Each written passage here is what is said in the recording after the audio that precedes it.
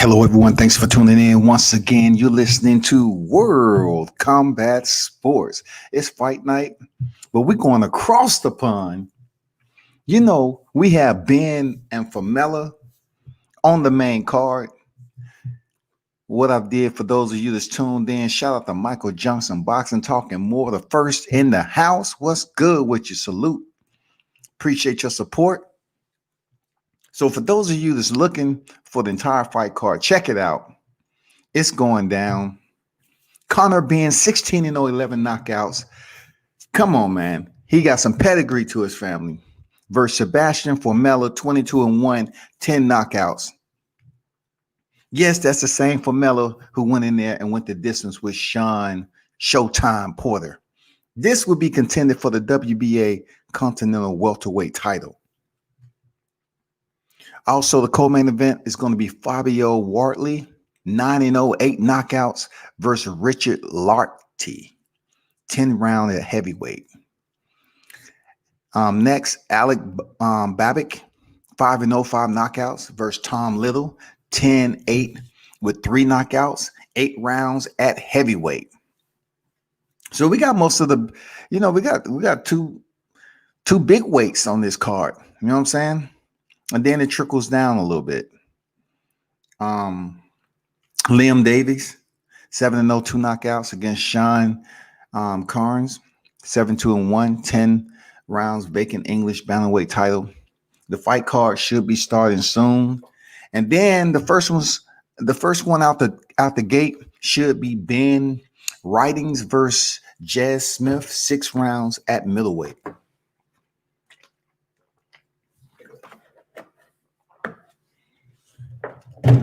You're in the building. Make sure you do me a favor, man. Smash the like button, share the content, drop your comments in there. And we definitely gonna kick this out.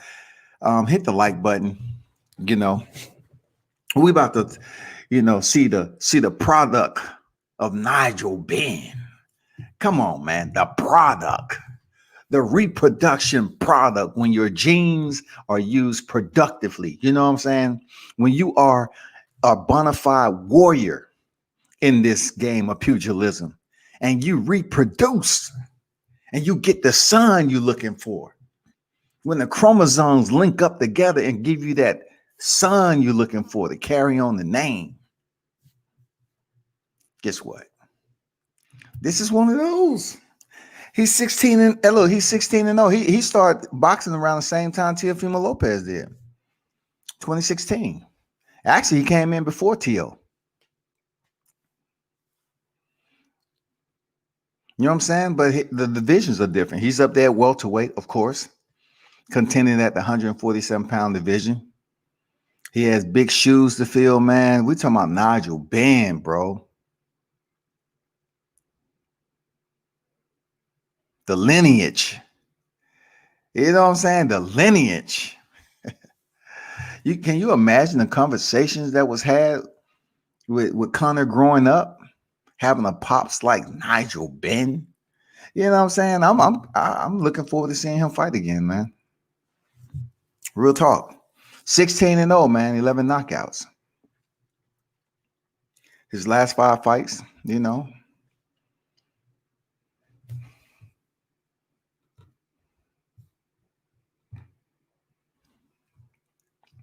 been out the ring a little bit over a year heading into this fight. You know what I'm saying? So, I don't want to sit up here and sprinkle some doubt or optimism, but pretty much a lot of fighters are coming back in him for being off a year. His last fight was, I believe, October 2019. So he's coming back in here just outside of 12 months. You know what I'm saying? The one thing, the one niche about Conor, he has fought in the U.S. One time against Brando Sanudo. One time, and that was way back in 2017.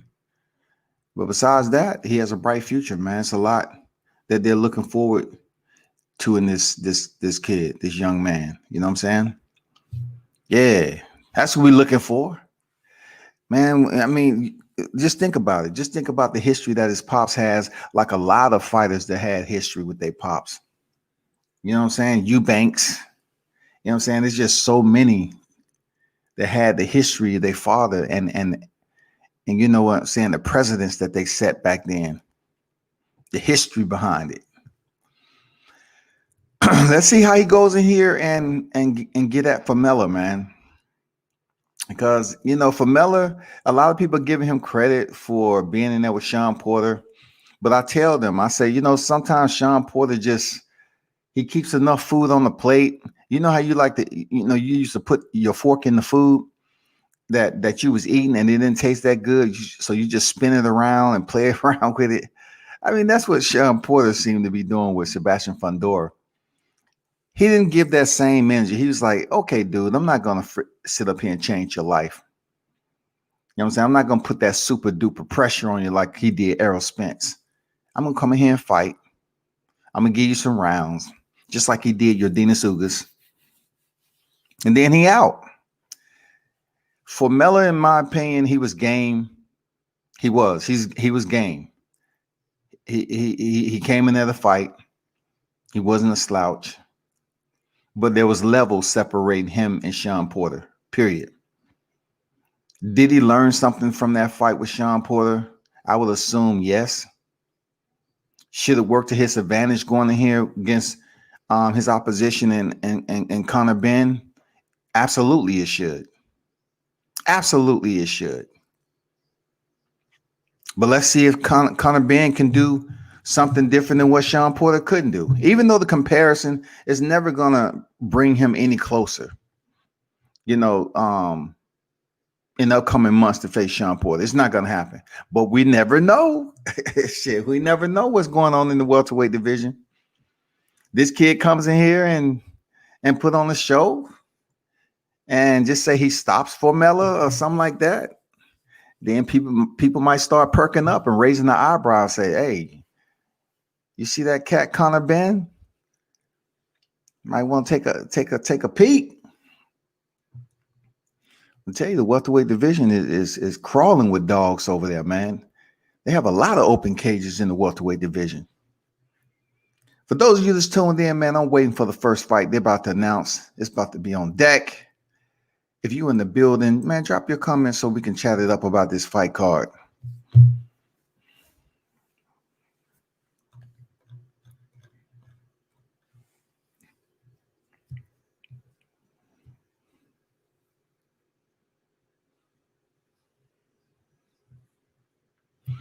And I forgot to tell you, his nickname, his alias is the Destroyer. That's Conor Benn's alias that he goes off of, the Destroyer. So first one on deck, they're announcing.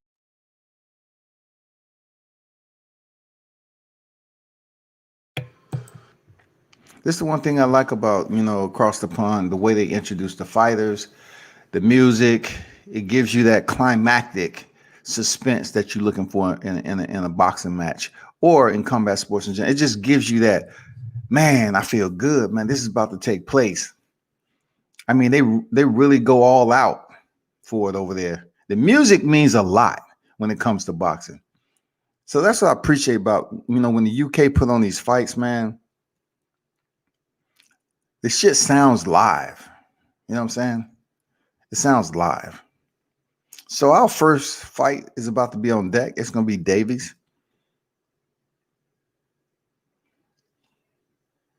And Cairns.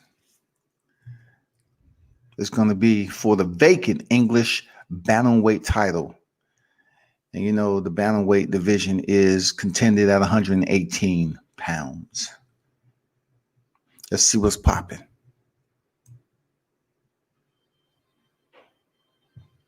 I mean, they're basically doing a long intro right here. Lights are swinging all over the place. Now, this is the bubble for them. From what I'm looking at, this is like the bubble. And they got lights going all around. I like this. I like the way UK do it. You know, they're giving the setup, bro. Like, seriously, they make them seem like it's still some fans there. You know, they walk up from the bottom to the higher platform. They come out to the walkway, walk down to the ring. The lights are going off. Do they have a partial crowd in there? I don't see a partial crowd in there.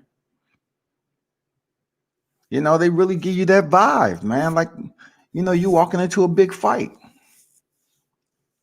I like that shit.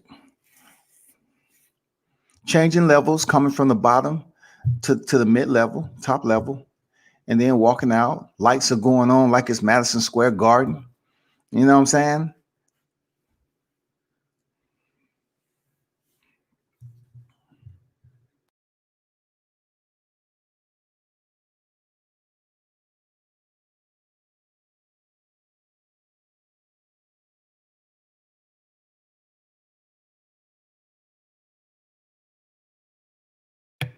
Playing that Rihanna.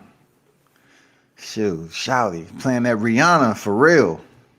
I like what I'm saying, man. I like the walkout music, the lights. You know, the advertisement that's going on for the fighters. I like the layout. I always like the layout, you know, the way the UK does it. I do. I know when they brought Joshua out, man, as much as I criticized the shit out of Joshua, right? You know, I kept it a buck and said, damn, you know, the way they bring Joshua out, if the US did that for its champions, if the US did that for its champions, maybe motherfuckers would just get a little bit more turned up for the fight. You know what I'm saying? Like, they gave him pyrotechnics. It was like a light show, a laser show. And then, you know, he walked out. He had his white robe on because, you know, he was trying to, you know, give the impression of Muhammad Ali. So he walked down, you know, stopped, you know, looked left and right, looked at the crowd that was cheering him on. Then he walked into this platform. It said AJ, boom, had the sparkles going on and shit. The stage that he was on, the little platform, it started to levitate up. It started to levitate. And then, you know, he was above, exalted before the crowd. Boom, boom, boom. You know, putting his hands up there. And then they lower. He walked down, went to the ring. I mean, that shit was on point. I ain't gonna lie. That shit was hot.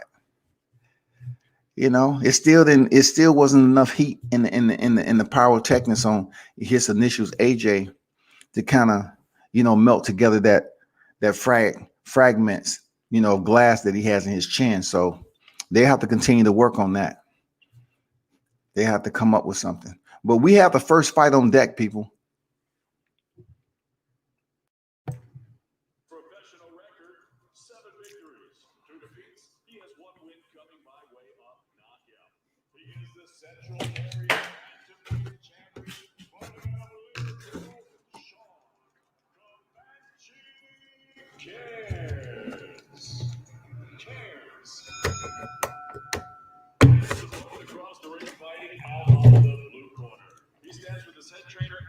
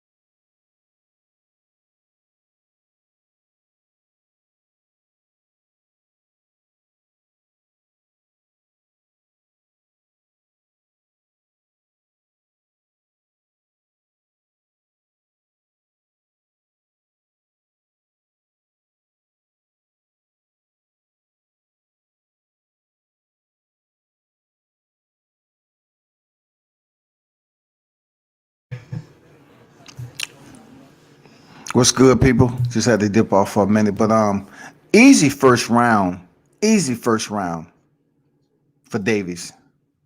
He made that look so easy. He landed some solid punches, and what I liked about it, he's throwing a volume early in the first round. I'm talking about 3 to 4 to even 5 punch combinations, man, and hitting the target, easy. The second round on deck, 3 minutes per round. The first round, Cairns was boxing off the back foot. But what I'm seeing right now, Cairns coming out, trying to hold this his distance a little bit better, trying to hold his ground. He's still respecting the range of Davies, though. Oh, Cairns lands that nice left hand. Okay.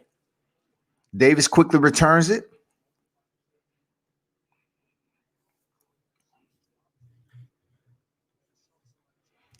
Davies is game. He's a scrappy. Davies is game. Shit. He ain't playing around. Davies is absolute game.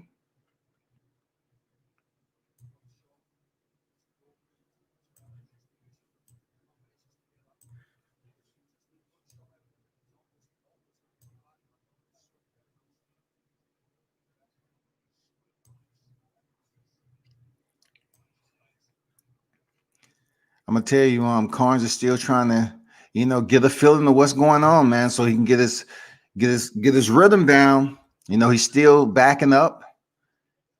Oh man, he pops the head back of Cairns with a 3-punch combination. Davies is very accurate early on in the fight, man. He's very, very accurate, to be honest. Very accurate. I'm wondering how long this is gonna go on before Cairns, make a change, because right now it's easy work for Davies, man, putting away the rounds. This may be the second round, but I'm saying he's definitively won the first round, and it's approaching a minute 5 in the second. He's won this round too.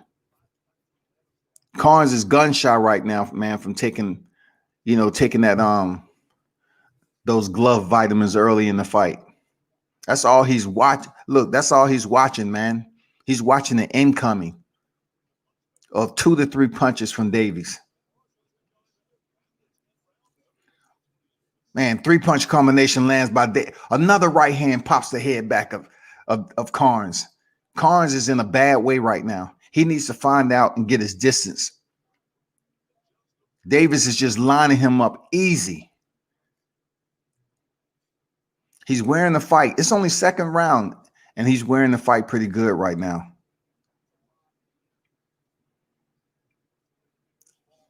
Okay, he was able to get in with that left. Oh man, Davies stops him in his track, man, with a 1-2 combination, man. Pops the head back. Every time Cairns gets one shot in, and you think he's basically having success, Davies shut it down and come back with his own 2-punch combination. It's 2-0 right now, Davies. Easy. 2-0. Easy. Good fight. Good fight, man.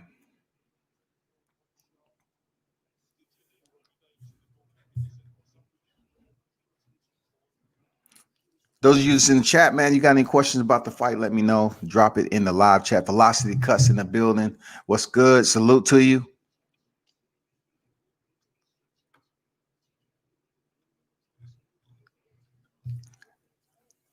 B-Man say, Davies throws punches in succession. Just when you think he's done, he's still running more. He does, man. I mean, I don't want to say he's quick on the trigger, but when he does pull it, he keeps it. He keeps it to the rear. He keeps the damn rounds coming for real. Shit, when he squeeze off, man. He's dumping at least about 4 or 5 on you right there. No problem. He comes out with a 1-2 combination in the third. Another 1-2. He's loading up. He's pairing up his punches. Okay, Cairns stepping to him this time. Cairns is stepping in. And he lands some solid punches. Now it's mano a mano. Cairns close the distance. I think he's getting his confidence a little bit, but hey, Davies making him pay. Davies making him pay every time he gets close like that. But that may be what Cairns need to do. Close down just a little bit more. and fight on the inside. Seriously. Because he landed that left hand, man, on Davies. That was a solid punch. That was a solid punch by Cairns. That's the best punch he landed. But Davies, man, you see when he sits down on his punches, that shit is with conviction. Both fighters exchange and land their right hands. Cairns is pressing the issue now. You know, he's not allowing Davies to push him back like he did the first 2 rounds. But whoever is Davies' coach, I just got to give a shout out to him. That dude is accurate as shit. Davies is accurate. I mean, I'm talking about windage, everything. This dude is firing off and the rounds are hitting the target. 1-2 combination land. Oh, man, 1-1-2 lands for Davies. He's getting off on Cairns.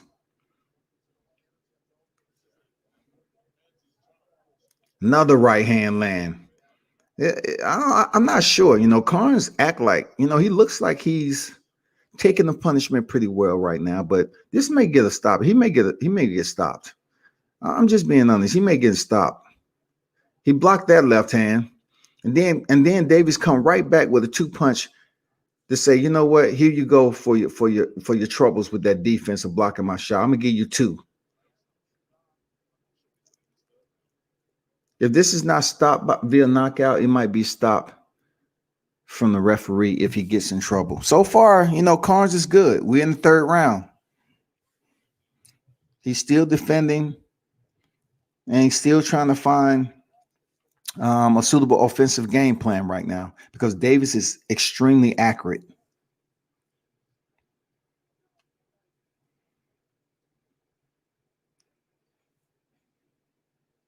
Yep, I agree, B-Man. Say putting a great deal of mental stress on Cairns. I agree, man. He got this man thinking. Another round down. This is a one-sided affair so far. Another round for Davies to put in the bank to another day. You know what I'm saying? We're heading into the 4th round. This is the zone, DAZN, match room overseas, across the pond. You know what I'm saying? We checking out the undercard of Conor Benn versus Sebastian Formella. Absolutely. Davies' right hand is good. Bring this home to Telford Liam. Davies punches where Cairns' head is going to be, which is not easy to do. Cairns is accurate, man. I got to give a shout out to his coach or whoever his coach is. I don't know who's training, but dude is seriously accurate with his punches. Straight down the middle. There's nothing coming from the outside. Look how he's returning those punches straight down the middle. Even though all of them are not landing. Cairns land the left cross. Cairns always comes out strong in the beginning of the rounds. I see that with him. He'll come out and he looks like he's changing the pace a little bit early. But then when he starts to get his head popped, you know, and Davies is able to touch him up a little bit, he kind of slows and then it goes back to the normality, you know what I'm saying, of Davies picking him off wherever he chooses. Another jab lands for Davies, man. Now Cairns is back on the back foot again. He's trying to figure it out though, Cairns. You know, he's trying. But look at that long rangey jab just popping out now. Pop, pop, pop. Whenever he feel like it.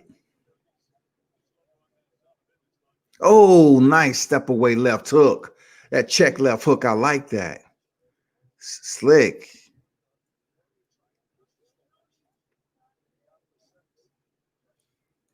Fighting on the inside just a little bit. Cairns come forward. Feints. No punches behind it.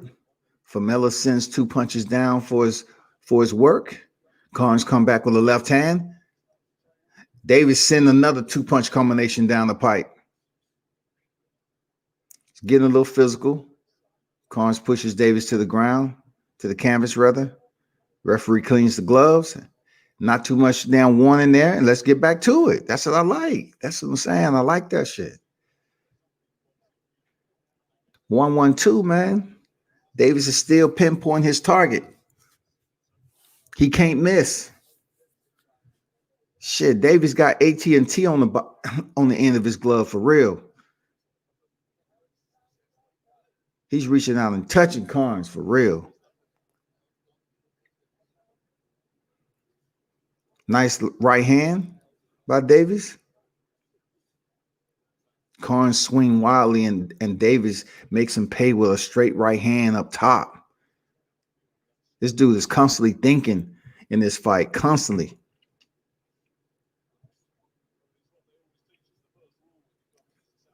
Oh, man, Davies is trying to get on the inside, but he's coming in squared up. And you know what? You can't bring a square target to a sniper. You can't bring in a square target to a sniper like Davies. Davies is lining up the target, and he is actually pinpointing with accuracy. That is another round for Davies, man. He's the more consistent boxer in here. He's scoring. He's putting together the combinations. He's the much better boxer. Anyone's looking at this fight knows that. But you know what? Cairns is not giving it to him easy.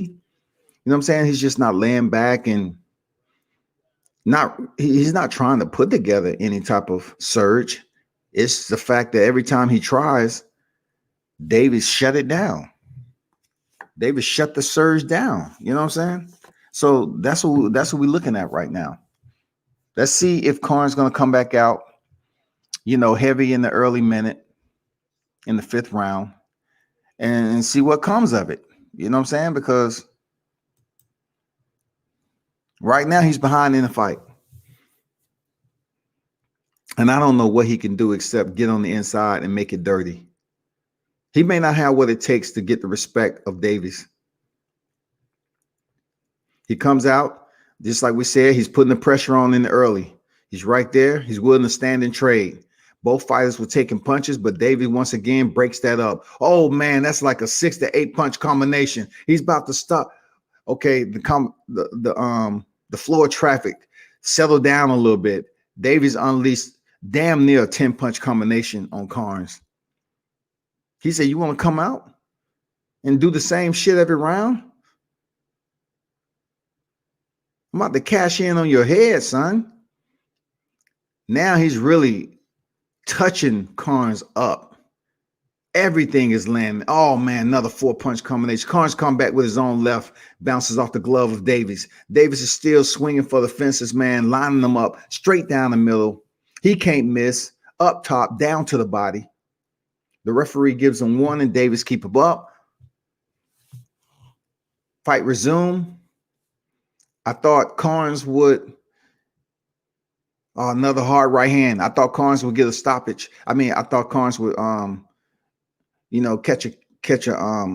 take a knee or something. It feel like it was going to be the first KO, the first knockdown of the fight. But credit freaking his chin. Cairns got a pretty good chin tonight. We're in the 5th round of a 10-round fight. Oh, hard right hand, zipped up with a left. Davies come back, land another right hand. Counter left hook, another counter left hook. Davies like, you gonna give me this shit? I'm gonna goddamn keep on writing my signature on your face, son. You keep on stepping in on me, I'm gonna write my signature on your face. That's what Davies is doing. Backs him up in the corner. He's taking extreme punishment in the corner, man. I don't know how long this fight gonna go. He's landing some serious punches on freaking Cairns. Davies is lighting his ass up. This is November, but goddamn it, in the ring is 4th of July because shit, you see dynamite, you see all the shit you look for, rockets, all that shit. Cairns come back though. Cairns come back pushing Davies. He's not really landing, but he's putting the pressure on once again.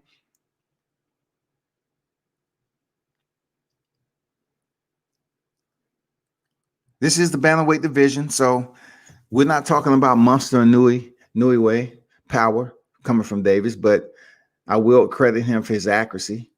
I'm pretty sure his punch numbers are looking very, very good right now. Conor Local Sports in the building. Salute to you, my brother. What's good? Yeah, Karn showing heart. No doubt about it, B-man. Karn is showing heart. No doubt about it. Man, them punches was low. That was 3 punches low. That was on the belt line, though. You know, he was going to the breadbasket. You know what I'm saying? I mean, but Carnes is showing some fortitude in there. Look at that barrage of punches, man. He just stood in the pocket and took it.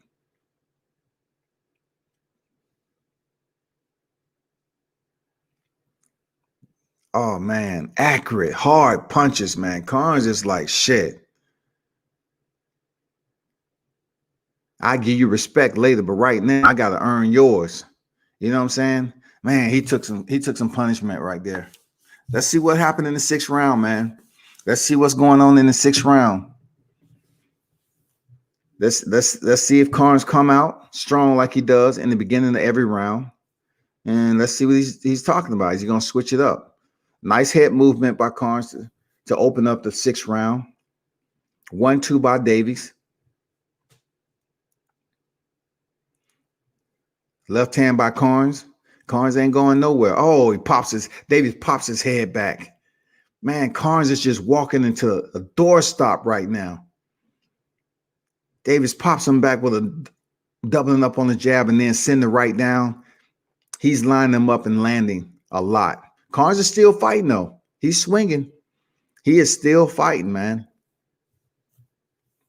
Davies is maintaining composure. You know what I'm saying? He's understanding that this guy has a pretty decent chin right now. Another right hand off the front of Carnes' nose. A left hand pops him with the jab.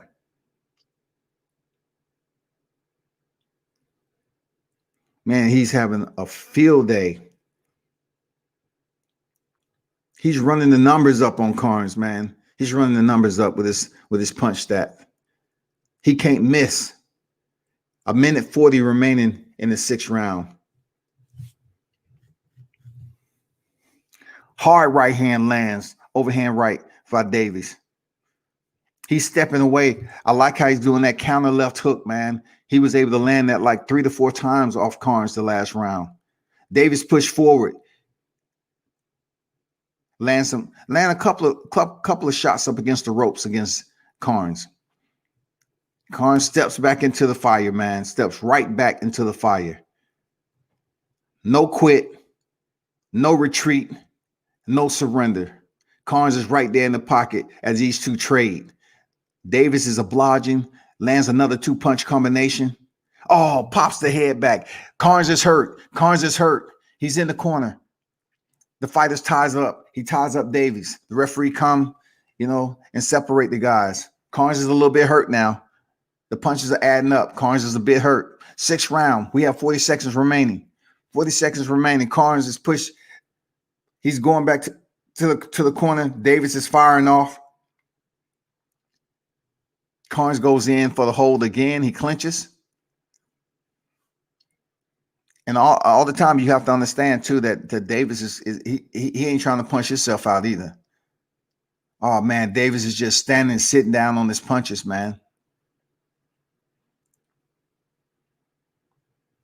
10 seconds remaining. Carnes is going to make it out of the 6th round. But you can tell the buildup is here. Man, Carnes just stepped in with a hard left hand. He said, fuck it. And for his troubles, man, Davies lands about 4 shots after that. So we're into the 7th round, people. The point of understanding is those shots are adding up. Those shots are adding up for Carnes. He looked a little unsteady as he was in the corner taking that punishment this time. So we head into the 7th frame, and let's see what happens. You know what I'm saying? If he chooses to come back out and stand in the pocket again, let's see what happens. Carnes may need to stop this. Corn's corner. That's what I said, B man. You know, they may need to look out for the interests of their fighter because he's taking some freaking punishment, man. And you know what? Well, we ain't trying to see no reality Rocky movie. This is one of those scenes right here. This is one of those scenes. Oh, they stopped the fight. CB man, they stopped the fight, bro. You know what I'm saying? So good job on this corner. Dude was taking too much punishment, man. I said it's either gonna be by knockout or the referee gonna stop it. The corner end up stopping the fight, and it was a good stoppage, man, because this was turned into a Rocky movie, and we're not trying to see that with these young fighters. Good win, solid win by Davies. Let's see where he goes from now, man, in the bantamweight division. Very exciting performance. I'm not gonna lie, that was exciting as shit. Man, his corner needs to stop this. Yo, Conor, I was getting down to the comments. He says corner need to stop it. Too much punishment. Yeah, you was right, man. They end up stopping it. He's not going down, stop it in the corner. Man, they letting him still. Yeah, it's over. They stopped it. Yeah. They let him get out the round, man. But still, he was taking punishment. So that was a good stoppage by the corner. That was a good stoppage. And I don't think Cairns has any gripe or resistance, to retort that. I think he knows it's a good stoppage, and he's going to accept it. At the end of the day, you got to look out for the healthier fighter, man. You got to look out for the healthier fighter.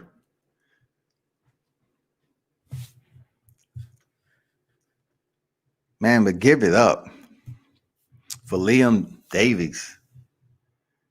Dude put on a show tonight. He put on an absolute show tonight.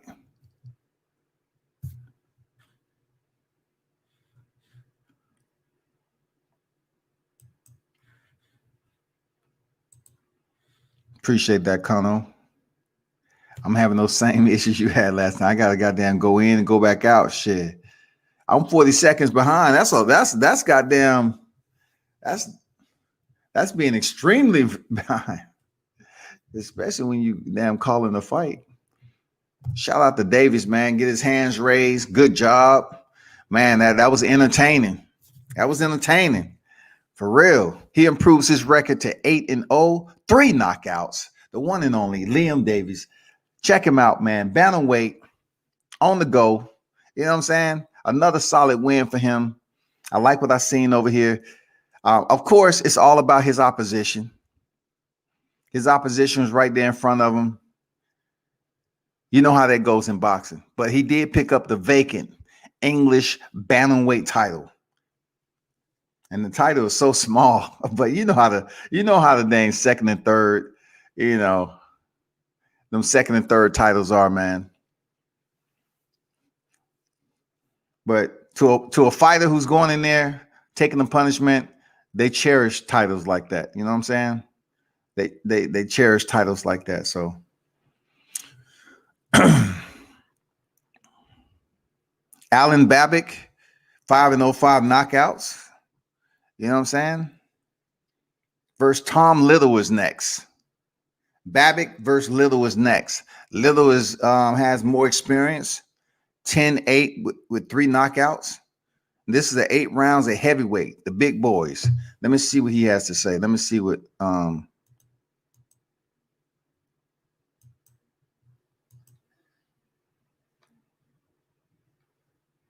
massive congratulations. How happy firstly are you with your performance and also the fact you put that English title on your shoulder? I like how the UK announcers say, Liam, massive congratulations, massive. You went in there and put on an absolute studious performance. We were sitting back here amazed at how accurate you were.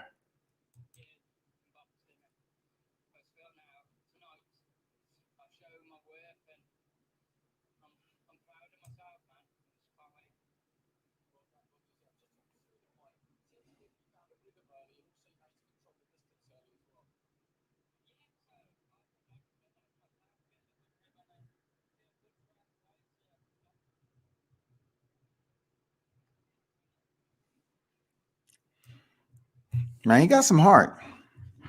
You know what I'm saying? Liam got some heart, man.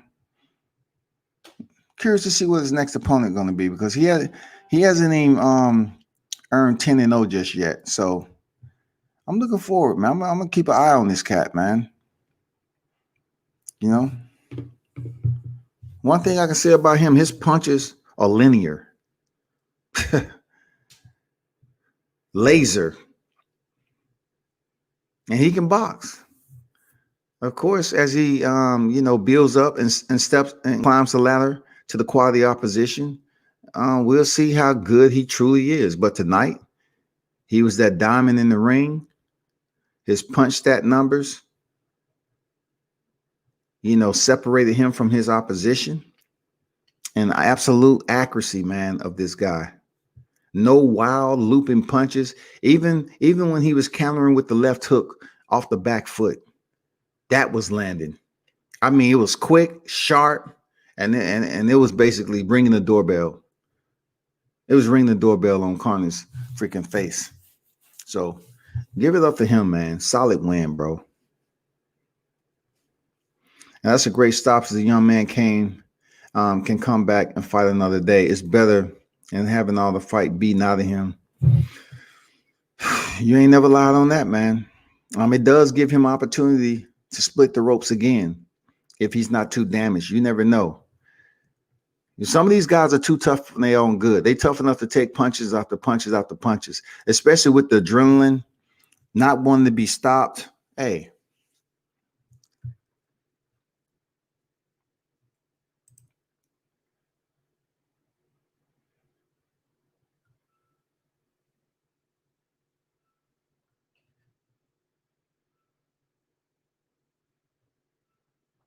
Okay, Conor said that weight class, they moved them fast. Okay. I'm definitely looking forward to seeing this cat step back in the square, man. Entertaining. I always look at, the opposition they have. Sometimes you shine against opposition that allows you, to get off like that. But really, I got to give Davies his props. He does have accuracy. He can box. He's game. His cardio is cool. His cardio is good. Yeah. Definitely somebody to look forward to. If he would have went in that 7th round, it would have got worse for Cairns. The big boys are on deck. Next, the big boys are on deck. 8 rounds of heavyweights. The heavyweights are on deck next.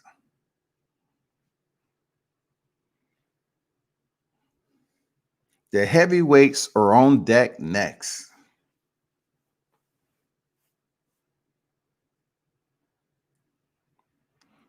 Conor said he went to an MMA gym, CC. Before I even read that, I had to double check. I say, Conor Local Sports? Did he just type what I think? MMA? Did I see the syllables with a vowel on the end? He went to an MMA gym?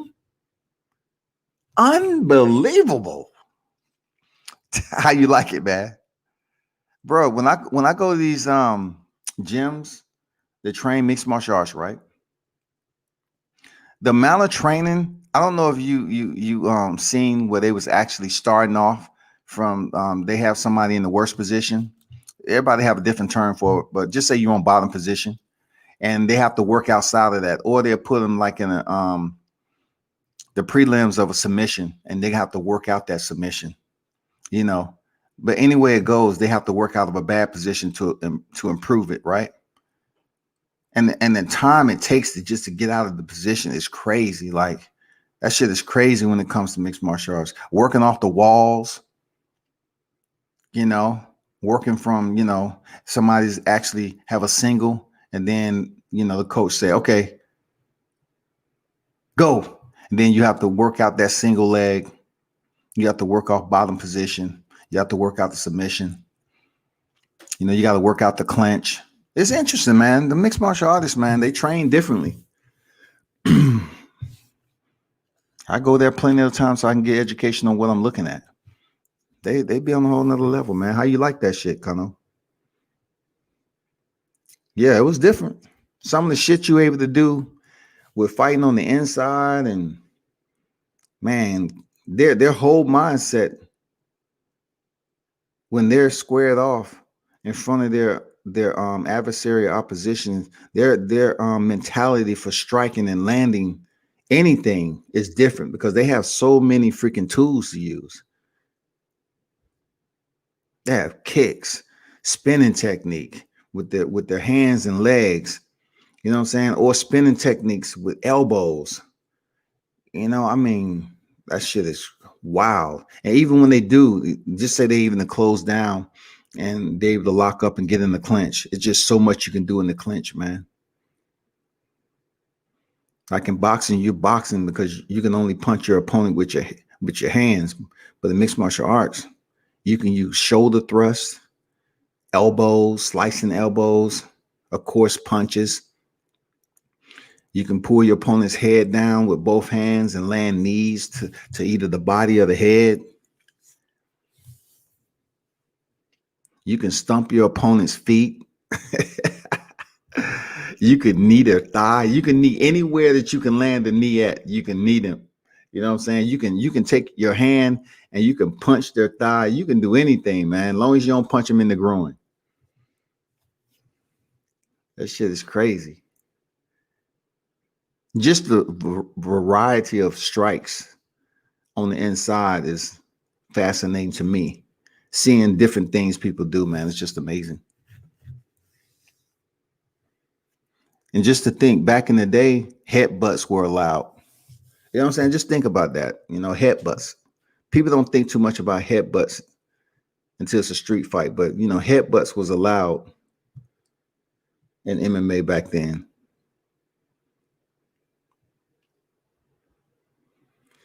We're waiting for the heavyweights to come back. So if that's something you're gonna do on a regular basis, there, Conor, you know, you're gonna check out the mixed martial artists because I'm gonna tell you, you know, mixed martial artists love coming to boxing coaches and getting that boxing training. So, you know, Derek Santos is down your way. He trained mixed martial artists. He has Gilbert and Herbert Burns on deck. Who else did he have on deck down there? He had another guy that fights in the UFC also. Yeah. So we have the next guys on deck.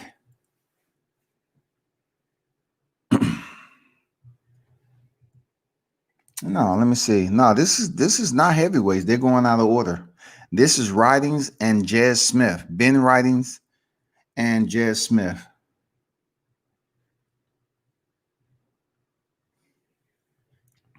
Writing made his debut in 2018, Smith in 2015. 14 fights for Smith, 3. Okay, I got you. This is middleweights coming up. So we can look at this in one or two ways. The experience gap that they have, I don't know. We'll see. It don't look like it's going to go to all the 6 rounds, but we'll see.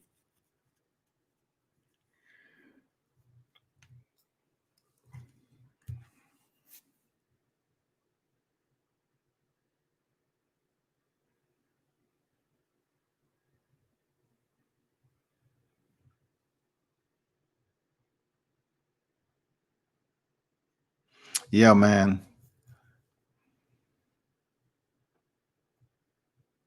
Yeah, I might be a bit behind. I mean, it's no lag, but I still may be behind in some people's stream. You know what I'm saying? But most of it is on point. He already is going to come to my gym for the boxing starting Monday. That's what's up. You know, yeah, them mixed martial arts, they have to get their boxing down. You look at Juan Archuleta. He was in there with what's the guy? Let me look him up right quick. Man, his boxing is on point for a mixed martial artist. I mean, stupid. Juan Archuleta. He was in there with the guy who had a lot of hype behind him, and he shut him down. Archuleta only has 2 losses. Yeah, Patchy Mix. shut Patchy Mix down. It was a unanimous decision because Patchy got a damn chin, but he shut Patchy Mix down, man. You know, and that was a fight where Archuleta had dropped back down in weight to bantamweight, 135 after losing to Patricky Pit Bull. So he got a win, and he went in there against Patrick Mix, and his boxing was amazing. His boxing was motherfucking amazing. I was like, damn, this dude got some hands.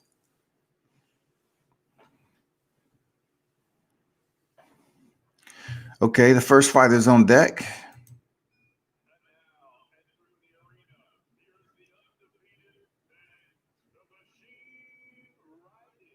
Here is the undefeated Ben the Machine Ridings. Ben walking up the steps like he's strolling into work, not a care in the world. It's Friday. I know I'm getting off early. You know what I'm saying? That's how Ben walked up them steps like, man, it's Friday. I know the weekend is here. Strolling into work and shit. I'm getting off about 1:30. I'm ahead in all my tasks.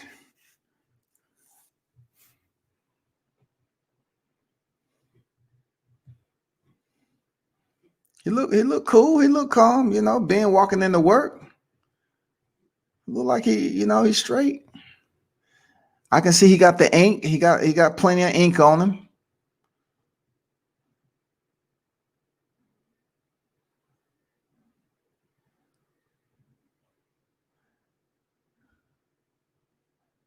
You see Jez Smith over there, taking a peek, a gander at freaking Ridings, trying to size up his opposition again, before they get it in. I don't know. Unless Jez Smith is giving me the absolute wrong vibe, he might be in the showers quicker than he thinks. I'm not saying the dude is not ready for the fight, but I don't know. It's just something about his body language is giving me the vibe that he will be in the shower pretty early than he expected. This is supposed to be a 6-round middleweight fight. So let's see. Jazz might be tough though. You never know with these guys. They might just be calm under pressure, man. You know what I'm saying? They might just be calm under pressure.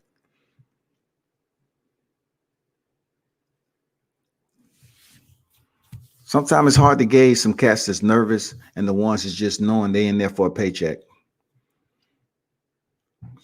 So Jez Smith is announced. Next has been Ridings. Look at that tattoo, bro. Look at that tattoo he got. Look at the ink on him. He's stamped up. He said, I ain't come to play. Look at me. Before it's all over, I'm about to look like a human avatar. They're going to put me in the next sequel. Ridings ain't coming to play right now.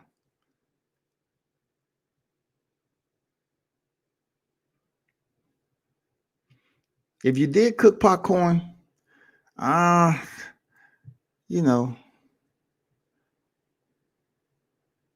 not gonna use too much of it in this fight. I don't know, man.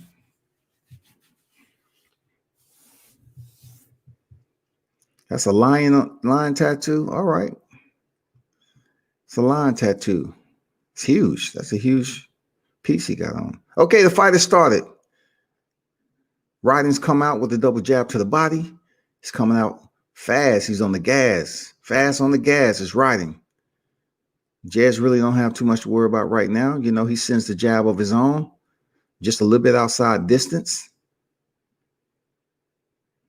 Okay, Ridings try to go low, come high. I see you. Okay, he touches Jez up a little bit with the left hand. Jez is throwing his jab out there just a bit, but he's not really trying to connect with it, trying to get Jez. Oh, he landed the right hand and popped the head back of Ridings. That was a good punch. That's what I'm saying. These boxers can be deceptive. He popped his head back convincingly, like, do the wop. Do the wop. Now Jez is getting into it.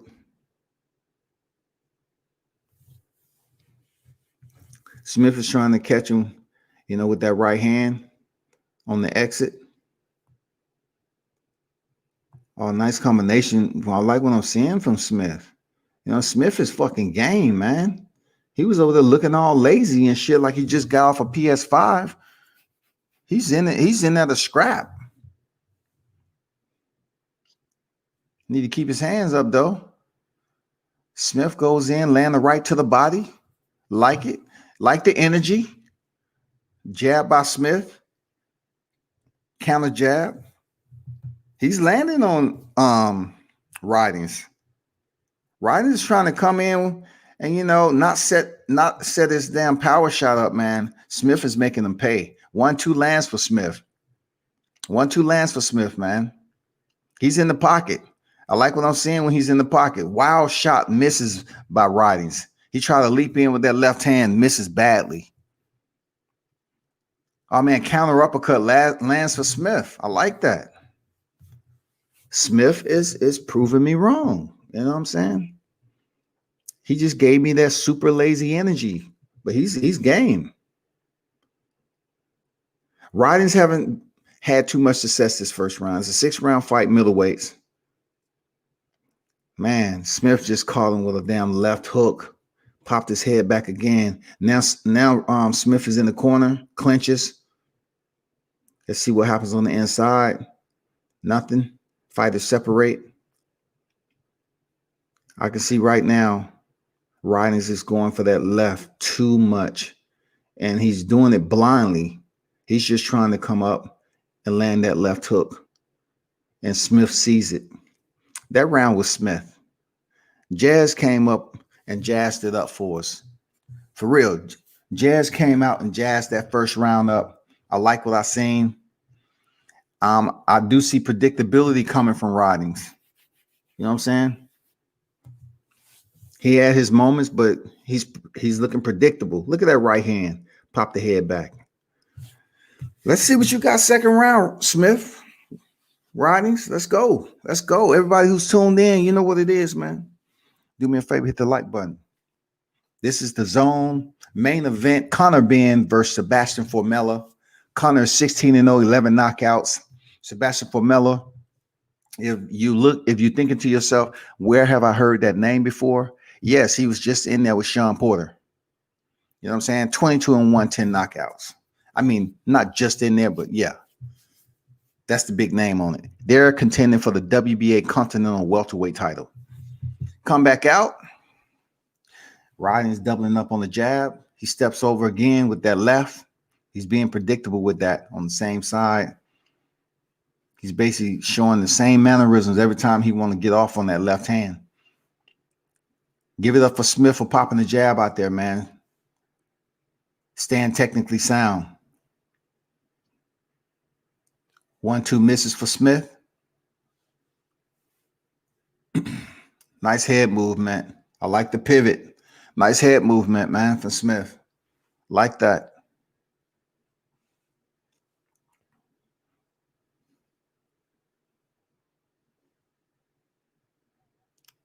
Man, he pulled it. And Smith makes him counter, steps in with a 1-2. Nice feint by Smith.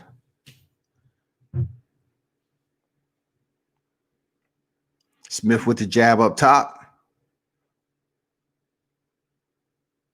He has Ridings thinking in there. 1-2 slip.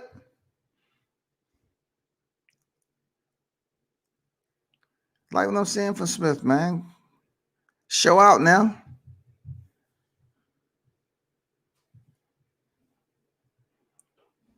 He thought about the 1-2, changed it. A minute 25 remaining. Hook to the body lands for Smith. Fighters exchange, man. 2 punches landed for Smith as he came on the inside. They clinch briefly, separate. Smith goes back to work on Ridings. Ridings, man, I thought he would give a little bit more than what he's doing, but it's not like he's not trying. But Smith is having success, really good success on ridings. Really good success right now.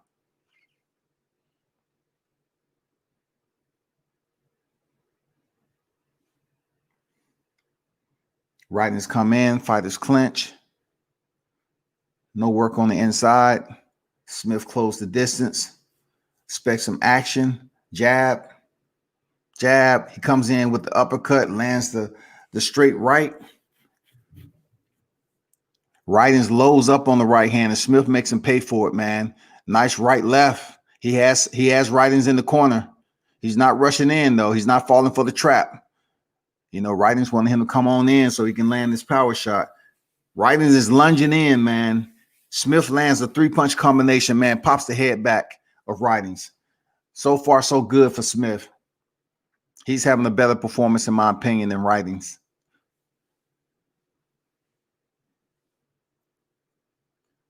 That ends the rounds, people. That ends the round right there. Okay. We getting close. This is only a 6-round fight.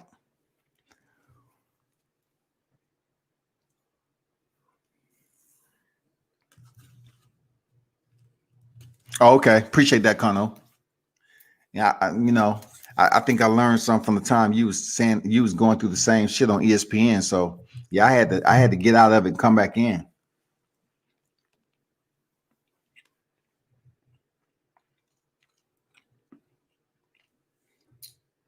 "21 say Alen Babic is next." Yeah, he's next. He's next. Ridings is leaping in and getting caught with something that Smith is alert. He is, man. He's having pretty decent success, Smith, with catching Ridings lunging in with that left hand. He needs to switch it up, man. He's fighting like a bar fighter. You know what I'm saying? Man, Smith comes out with the 1-2 immediately. Immediately. We're in the third round. 3 minutes per round.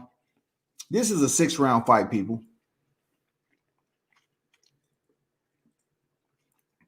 Oh, nice. He touches damn Ridings up. It pisses him off. Now Ridings is full-pledged, man. I'm telling you. Ridings has that bar fighting mentality, man. Real talk. Like you go to the pub looking for the dude who owed money. You know, that's what he's fighting. He need to calm down and stick to the basics like Smith. Oh, man, Smith is lining them up nice. Right now, I have Smith winning this fight. If Ridings is undefeated, like they say, he's about to catch an L right now if he don't tighten it up.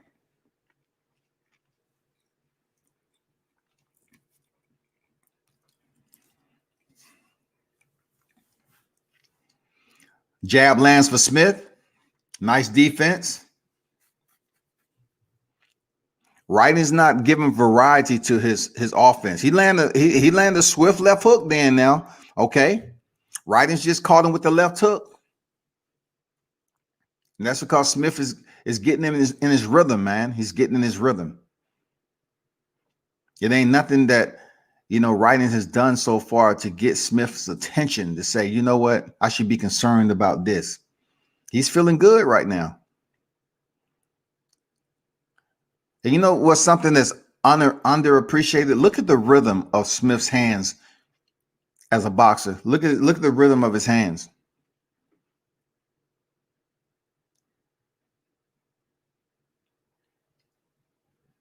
Nice defense by Smith.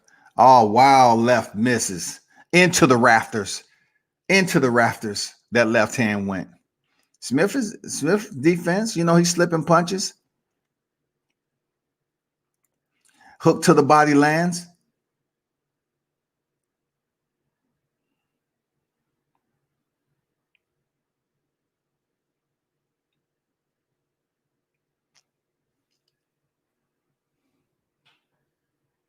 We're in the third round, halfway through the fight. Okay, hooks to the body by Ridings, having a little bit more success this fight. I mean, this round. I don't know if Smith is taking a round off a little bit, Both fighters still look like they have good energy levels to close this fight out strong. But I have Smith winning this fight so far. Man, hard 1-2. He lines him up. Riding's come back with the right.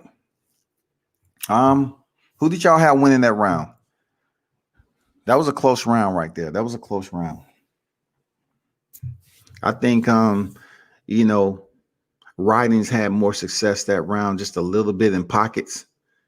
But it seems like every time he gets touched, he responds. He's reactive. See that left hook that landed on Smith? Shit. That was the best punch of the game for Ridings, for real. He finally landed that left hook. And Smith just stood there like, huh? What? We good. I ain't going nowhere. I'm good. It does. It to all us as an app. He's killing him with that 1-2. Yeah, man. He's lining him up, Conor, with that 1-2. Easy, man. Like, I like his fighting style, man. I underestimated this cat mannerisms before the fight. The fighters immediately engage one another in the center of the square. Referee separates them. We're in the fourth round.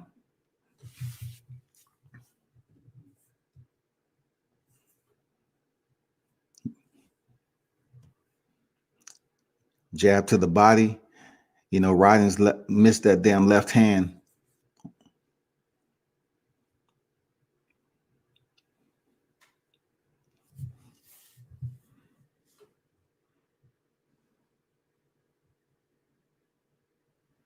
Nice defense by Smith to avoid that.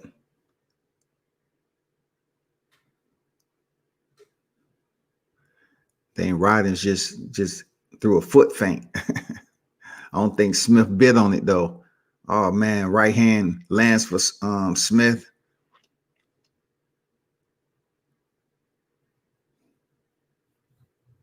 Smith is still Ridings is still dangerous though on the counter. If Smith stay in there too long, he might get touched up by the left hook.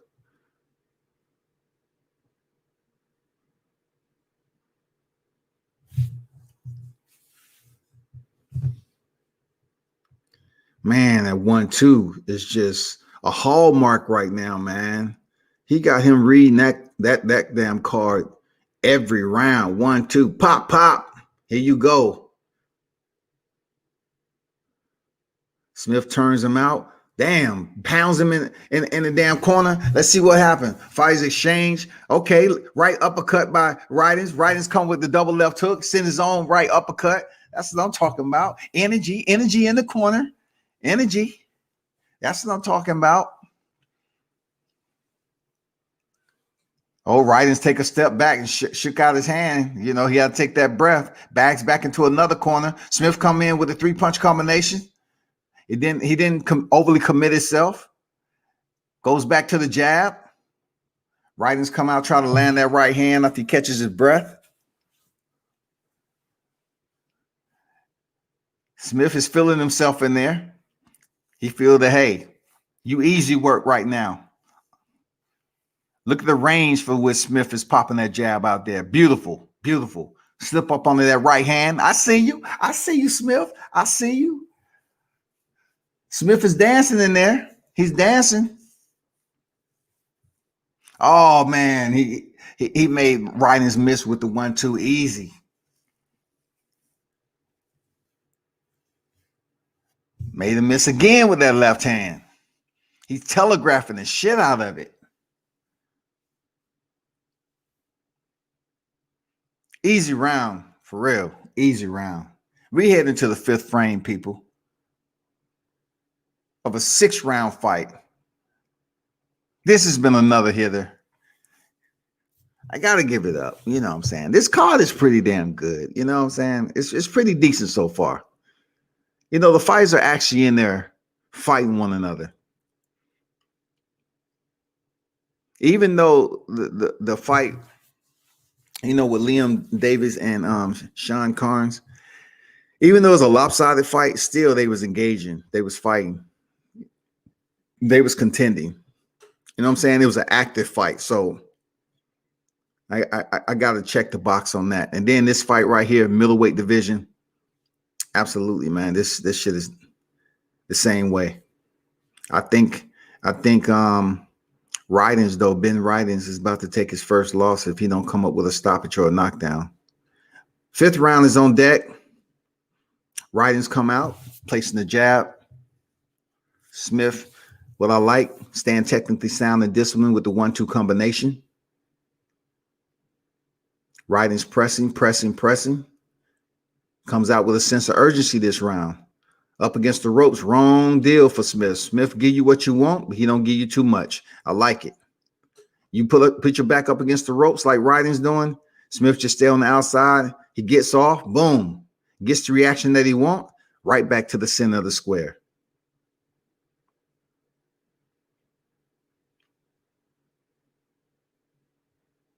Two jabs miss for Ridings.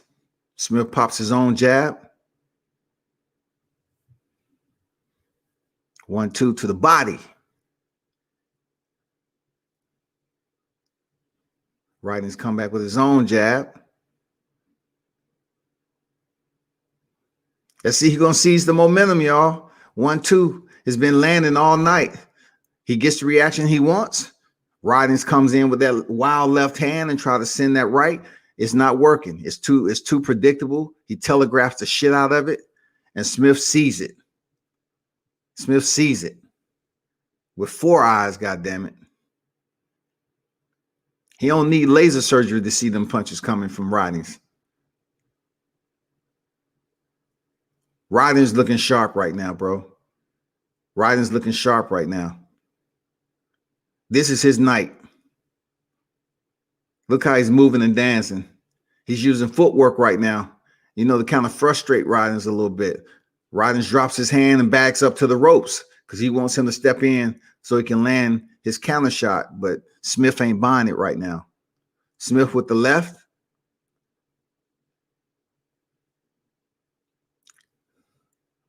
Approaching 50 seconds in the 5th. Nice right hand lands for Ridings. Oh, he touches Smith with that damn inside. Was that a right hook or a right uppercut? Pops the head back.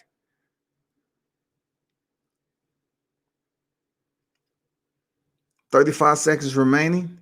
Close round so far.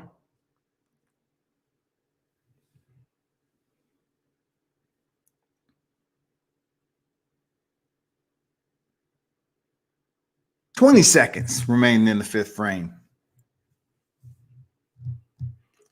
There we go again. 3 punches landed. Smith backs out. He does work. Get out.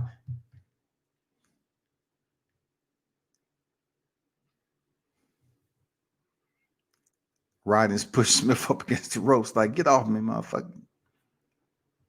The round ends. I think that was another round for Smith, to be honest. You know, he's very accurate when he does get his, 1-2 off.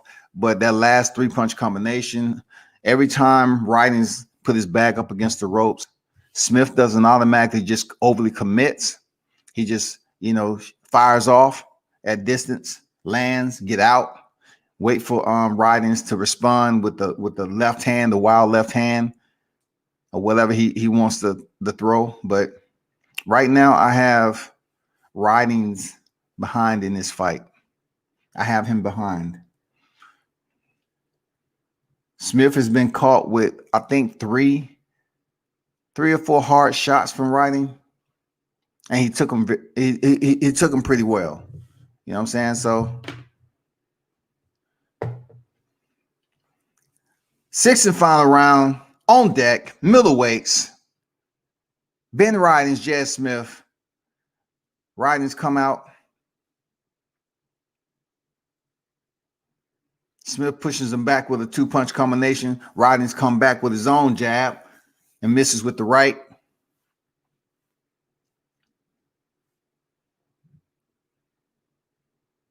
Jab by Smith. Nice head movement. Ridings try to step in with that left hook, but man, he's just a little bit, he's just a step off, man, with his speed. Just a little bit off of Smith.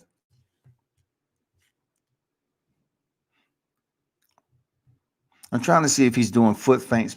Oh, he tried to catch him again with that left hook. He's slick with that. Smith was able to avoid it that time. When Smith come in, he can guarantee you can guarantee that Ryden's going to try to catch him with the left hook on the way in.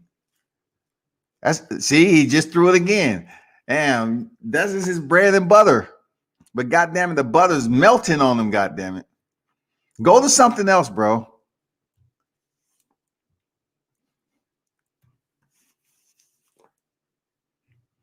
Right hand to the body, and he goes back in the corner and he catches Smith with that left hand. Smith should understand that's going to be his bread and butter right there, man. Nice defense to elude that exchange by Smith. Rodney's came in with a hard 1-2.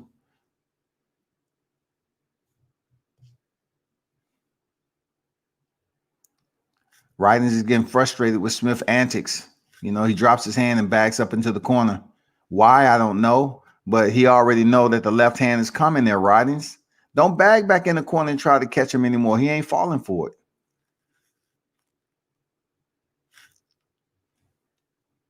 $55 seconds remaining. Rodney's lands the right.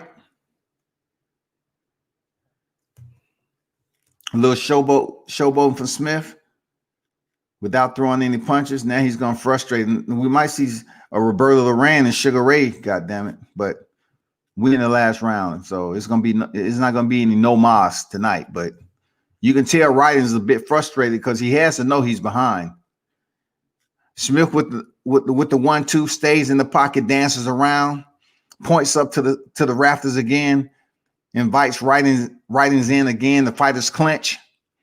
You have a cool 15 seconds remaining in the fight, people. Ryden's don't have a sense of urgency. He's going to take his first loss. Doubling up on the jab of Smith. Goes back into it. He won this fight.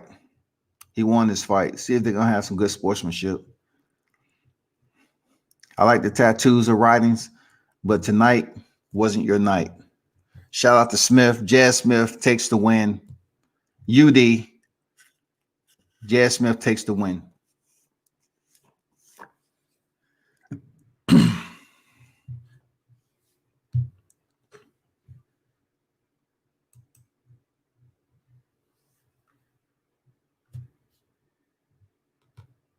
What y'all thought about that fight, man?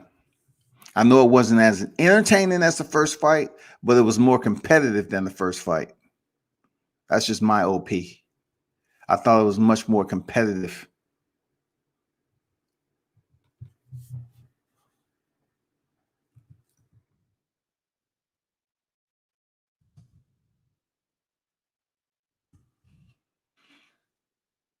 So upcoming fights tonight, you know, we have Fortuna versus Lazada at the Staples Center, live on F1.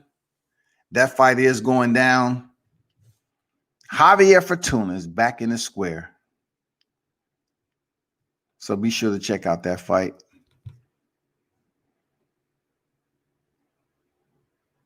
That should be a dandy. I like Javier Fortuna when he actually wants to box and get the job done. You know, I like Javier Fortuna. You know what I'm saying? Seriously.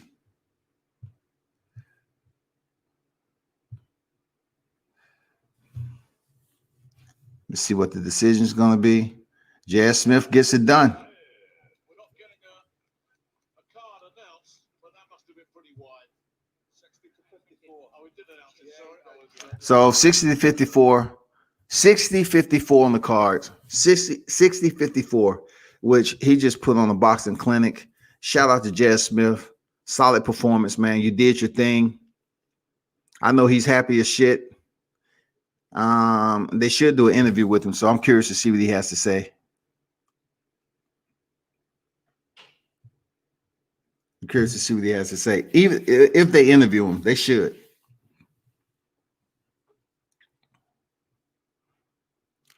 Smith doesn't get into the rhythm. Smith wins if he avoids getting KO'd. Conor Benn will beat Formella. How do you feel? How do you see him beating Formella, though? Do you see him going to the distance, to the final bell, or stopping? Because Formella, he showed his toughness in there against Sean Porter. He took some shots in that fight, but Porter didn't keep his foot on the gas with his punches as he would with some of his other constituents in the welterweight division, like Danny Garcia and especially Errol Spence fight. You know what I'm saying? So let me see what this dude Smith got to say. Smith is not the dude. Congratulations. Eddie Hearn said to both you and Ben Ridings, look, jump on this card, take a chance, you might be able to change your career. How do you feel now that you've done it, you've had your hand raised in victory? I can't put into words. I'm over the moon. I'm absolutely over the moon. You know, I've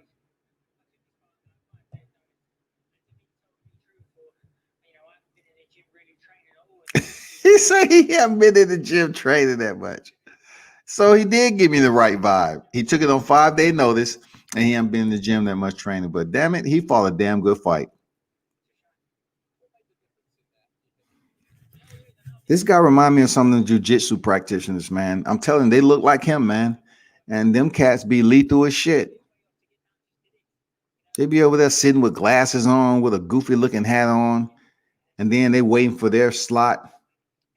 You know what I'm saying? Step up in there, motherfuckers be goddamn getting it in. Blue belts. White belts, blue belts be getting it in. Shit.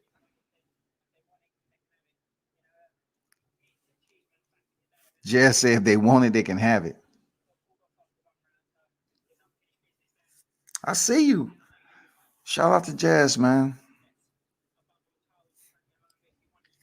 Final round, some good commentary. Appreciate it. Appreciate it, man. Appreciate it.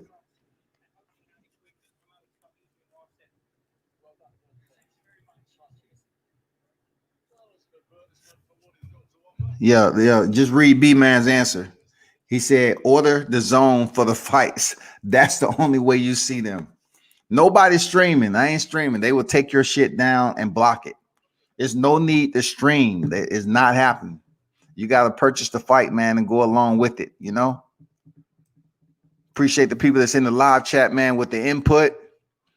You know, if you in, you know, hit the like button, man. There's more people that's watching than hitting the like button. So you know what? Doesn't take that much effort. And also later on tonight, man, I may cover it and I may not. But you know, the UFC has a card that's going on later on tonight too. One of my favorite female fighters are on deck. Valentina the Bullet Shevchenko. She's in there going against Jennifer Maia. That's going to be a good fight. I don't think it's going to be any upset. You know, if it is an upset with Maia and Shevchenko, it would be one of the biggest upsets in mixed martial arts history when it comes to female fighting. But I'm going to tell you, people, it ain't going to happen. It's not going to happen. Shevchenko is just a machine. She's well-rounded, unbelievable. Her biggest two losses came against Amanda Nunes, who's she's the 2-division champ right now. She's the 135-pound champ and 145-pound champ in the ladies division. Yes. She's a bad woman. You know what I'm saying? I know we couldn't look at a card on the zone without them showing Anthony Joshua. You know, being he has a fight coming up with Kubrat Pulev.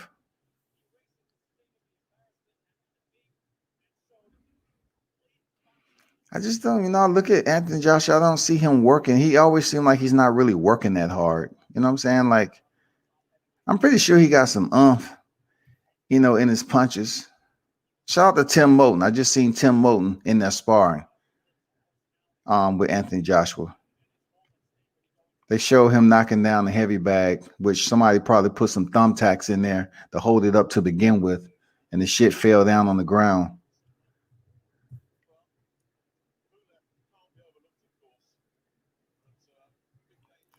He better make it through Kubrat Pulev. But I do think somewhere up the line, if it comes to Oleksandr Usyk, who is the WBO mandatory, I believe, for Joshua, we know that shit was going to happen. But it just seemed like he's going to come off one of those belts sooner or later. And it may not be because somebody beat him. I just think he may try to get some other fights. I don't know, man. Kubrat Pulev, man, his highlights, you know what it is, man. Pulev can be a dog, you know. If he touches Joshua the right way, we might see a different fight. You know what I'm saying? I really, when Joshua takes fights like this with Pulev, either he gonna rise to the occasion and shut him down, because he did stop Alexander Povetkin. You know what I'm saying? Look, you're talking about Alexander Povetkin, who had one loss from Klitschko. He went in there and stopped Alexander Povetkin, man. You know, that was his first fight on the 2-fight Wembley deal. He fought him in September 22nd, 2018. He stopped him.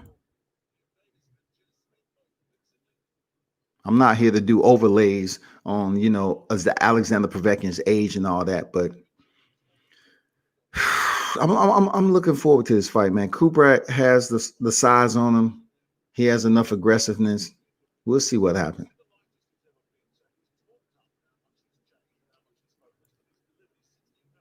The heavyweight should be on deck next. Babic versus Little. The big boy should be on deck. B-Man said, World Combat Sports, you're right. The guy can fight. That's all there is. When you can fight, you're always in the fight. Yeah, man. Jez Smith is one of those guys that you just see walking around, probably walking a Yorkie Terrier. You know what I'm saying? With a plaid shirt on and shit, straggly hair. You know? And he's the type of dude that look like he'd give you fair warning. He'd be like, hey, man, I really don't want to do anything. It's okay, man. You bumped into me. It's okay. You know, just look, you know, pay attention next time. It's okay. Then they keep on talking, look, dude, I don't want no problems, man. Really. I know you don't want no problems. You dweeb. Before they know it, Smith done hit it with a pop, pop, pop, pop.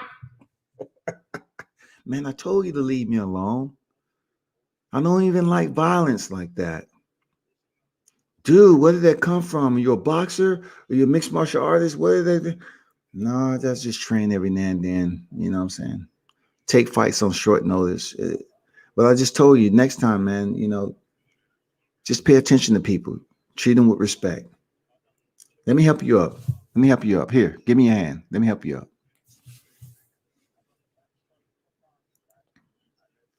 Babic is next. For those of you that's asking, Babic is next.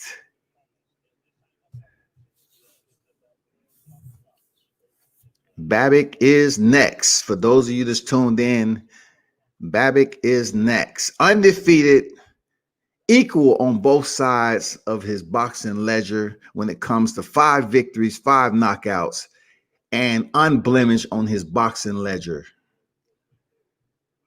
He's going in there against Tom Little. 10 wins, 8 defeats, 3 by way of knockouts. This will be an 8-round heavyweight affair. The big boys are on deck. The big boys are on deck. Heavyweight division. This is not bridger weight. This is heavyweight.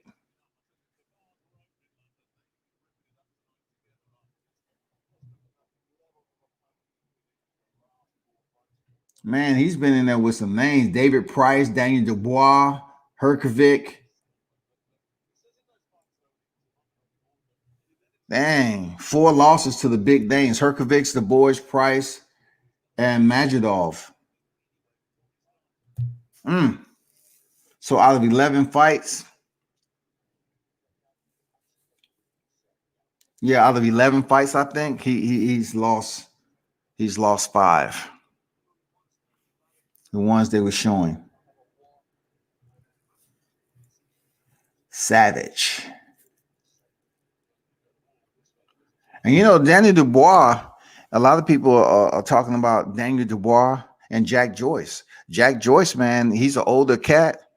A lot of people thinking he may have just a little bit of energy to give Dubois, you know, the up-and-comer, young heavyweight hitter. It's a lot of good energy that's put into Daniel Dubois being the next big thing. So I'm looking forward to that matchup too, man. You know well as I do. Jack Joyce is on a fast track right now. He's 35 years old, and we're gonna see how it goes down. From that night shows he means business. Very interesting stuff. Very seriously. He's not tired from that backstroke to France that he done the other day. Babic Babic is one of those cats that you get immediately the confirmation you're looking for. Don't fuck with him. I don't care if you had some drinks at the local pub.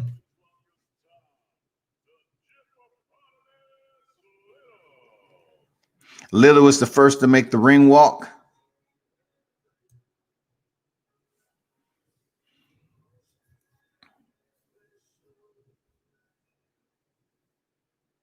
Little was the first to make the ring walk.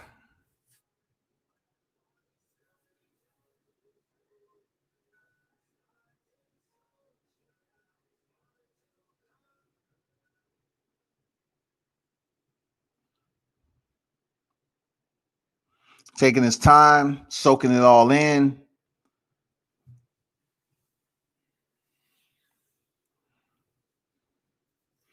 He's been in with some tough dudes, man. So I got to give him respect, you know. Shit.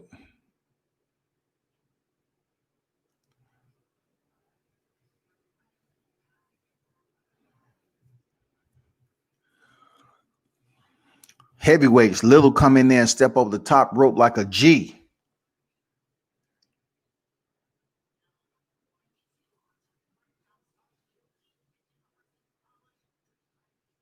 His opponent, Alen Babic, is next.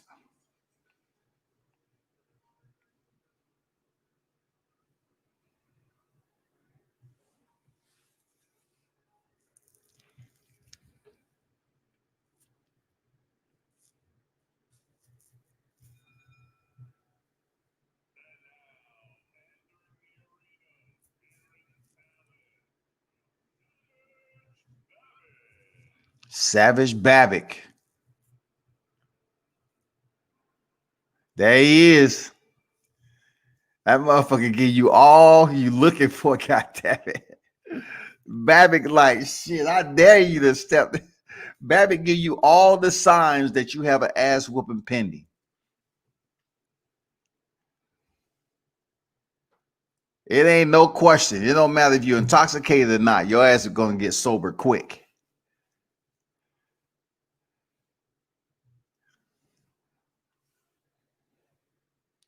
The Savage is on his way to the motherfucking ring. The big boys are on deck. Heavyweights.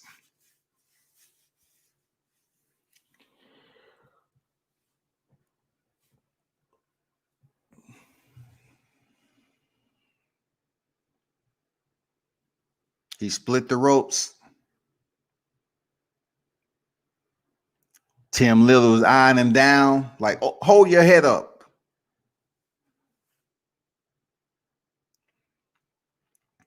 Both fighters have the same haircut, no fade included, until the bell rings.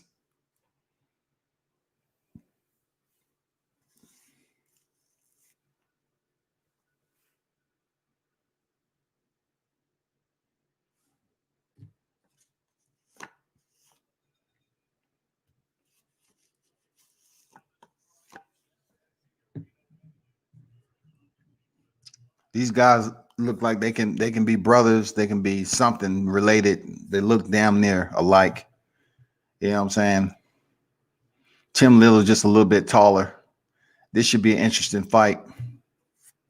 Both of them look like they're going to bring it, no matter how you look at it. Alen Babic is on deck, people. 5-0, 5 vicious knockouts versus Tom Little, 10-8-3. He's been in there with the likes of Daniel Dubois. Come on, man. Philippe Herkovic.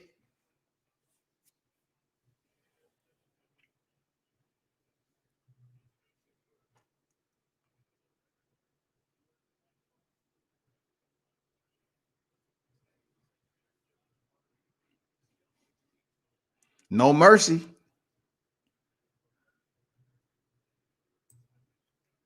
All we need is for Pulev to fight AJ. End of the day, we don't need guys showing up for paydays. These social media divas ain't built for real battle. For real. Art Pulev and AJ fight in December. Absolutely. Absolutely, they fight in December. People just not talking about it yet. They will. They will. After the Spence fight, they'll start talking about Joshua. See, over here in the U.S., people know, a little about Joshua. They, the hardcore fans may know who Joshua is, but they'll start talking about it because it's getting down to it. Check this out. You're going to have two fights popping off that people really want to talk about. That's going to be Canelo Alvarez and Callum Smith, and that's going to be Anthony Joshua and Kubrat Pulev. That's going to be two of the bigger fights that's popping off. But right now, we got the heavyweights in the building, people, and these two dudes, look like they ready. Look like they ready. Like I said, they got the same haircut, the same beard display. Let's see who chin strap is more durable. Let's see who has the chin strap, the beard.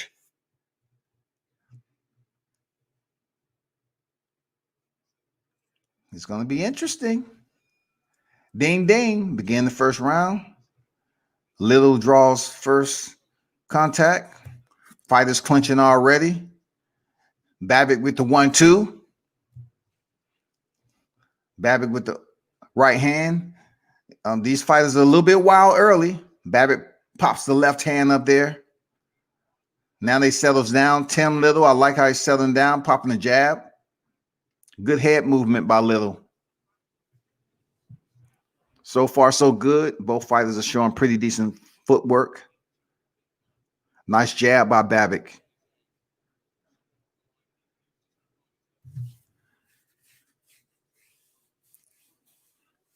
Babic up top. Inside with the uppercut, come with the hook. That's what I like about dirty boxing on the inside. Keep punching when you're in the clinch. Keep punching.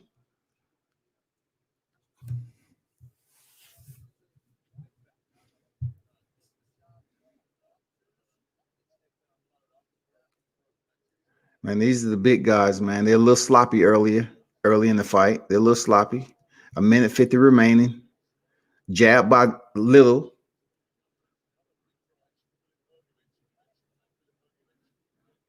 Fighters clinch again. Initiated by Little.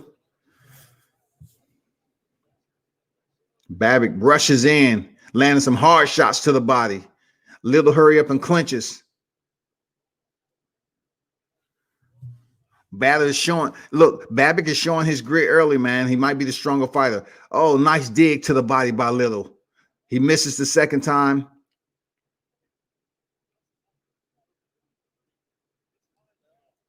Oh, Babic with a sharp right hand on the inside. Nice dirty boxing, catches with a left. He landed 3-punch combination. He unloads on Little. Little still standing. He up against the ropes. Good barrage of punches and combinations by Babic. Babic with his hands down. He's walking Little down. Little backs up into the corner. Misses with the right hand. Little holds on again.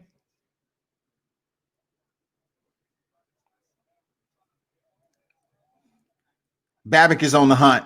Pushes Little into the corner again. Lands the left to the body. Look at the inside boxing. Babic is on the rampage. He's pushing Little up against the ropes, letting his hands fly. Hard right hand on top. Little's in trouble. Referee is on the standby. Little returns fire. Babic catches 2 punches up top and then returns 2 of his own. This is an absolute gunfight right now. Little is still standing. Amazingly. All hard right hand by Babic. Babic digs to the body. Digs up top. Woo! Somebody called the fireman. God damn it. Somebody called the fireman. Because it was 2 arsonists in there right now. I have to give Little his credit for taking them power shots from Babic. Damn. Little was like, nah, it's not going to be that easy to put that stamp and mail me out. Hell no. These two was throwing down on the inside. But one thing I like that may play a significant role in this fight is the way that Babic boxes on the inside. Babic, when he gets close to you, you can believe he's going to throw hooks to the body. He's going to throw something to get Little's attention. He never stops punching on the inside, man.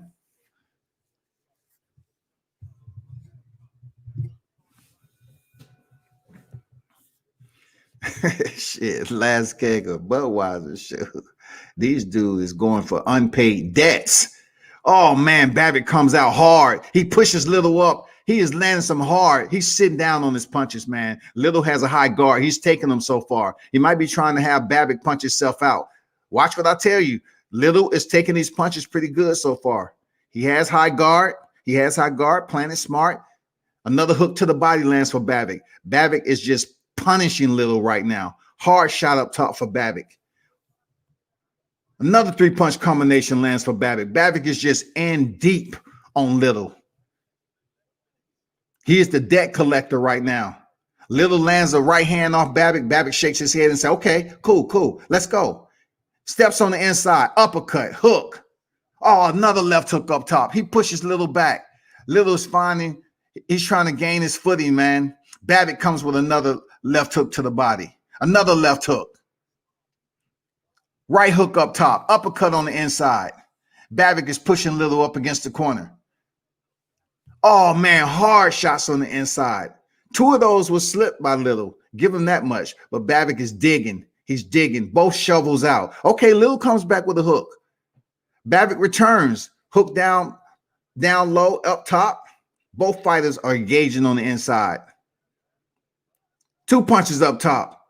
Babic gets off again. Little is feeling it. Little is feeling this. He's standing tall, but he's feeling it. Babic is right there. Right at his front door.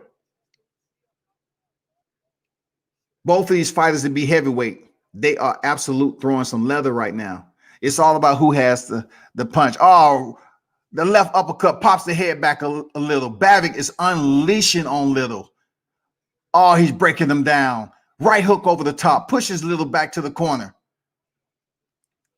Little is taking some crucial punches right now. The referee is looking hard, man. Left uppercut. Babic is having a field day right now. He's lining them up. He cannot miss. This is open season, people. Open season for Babic on Little. Little don't know what to do just yet. He's still standing. Babic with the left hook up top. This is absolutely crucial. Little try to returns a 1-2, misses. Once Babic gets on the inside, he is absolutely destroying Little. Oh, man, 3-punch combination land by Babic. This is a battle. This is an inside battle like no other for Babic. He is breaking Tom Little down. He is breaking him down. Tom is folding up, trying to avoid these punches. Babic on the inside with a 4-punch combination, pushing him up against the ropes. Unbelievable. He makes it out of the round. I'm curious to know what the corner's about to say to Tom Little. Mate, are you okay? Or should we get in the towel? Should we call the fight? You cannot go in there in the next round and take that much punishment. You won't see Thanksgiving this year. So what you want me to do, lad? Hey, man, they're gonna have to do something. Babic is on a terror right now. Damn. Whoo. These are heavyweights throwing that many punches. Babic throwing that many punches as a heavyweight? As a heavyweight? Shit. That's crucial.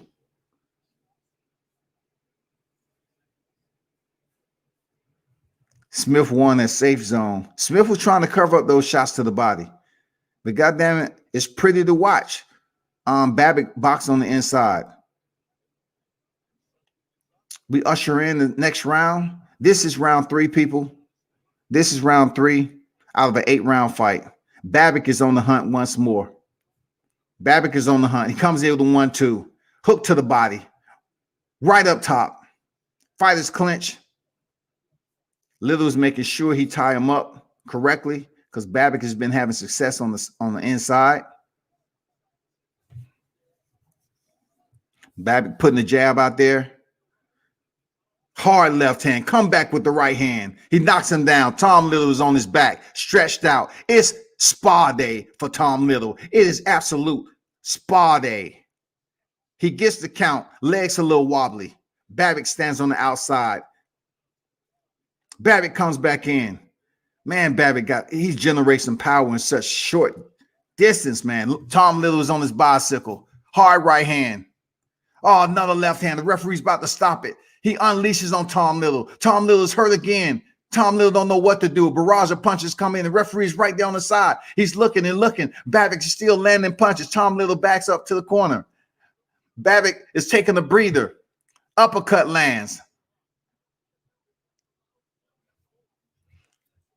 Right hook over the top. Tom Little is still standing somehow, some way. He comes back with his own right to the body.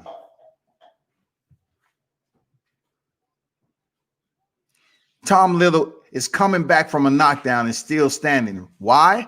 Because Babic is probably taking a breather right now. He's still throwing punches, but that was a lot of heat. Right hook right over the top. Overhand right by Babic. Left uppercut. Tom Little have absolutely nothing on his punches. Babic is generating so much velocity, man. Up against the ropes. Tom Little is up against the ropes again. Babic walks him down. Right hook to the body from Tom Little. He seems to gather his senses just a little bit. Hard right hand by Little. Babic comes back, pushes him in the corner. Left, right. He's calculating the punches. Oh, down goes Tom Little for spa day once more. This is over. The fight is over. The Savage has ravaged any type of confidence Tom Little might have had. Alen Babic stops Tom Little in the third round. Gave him an absolute beating. I got to give it up to Tom Little. Tough dude, but he took some punishment, dog. He took some crazy amount of punishment. You can tell. He was big enough to take it, but on the inside, he was just damn draining him. You know what I'm saying? He pulled it out of him. He pulled him out of it.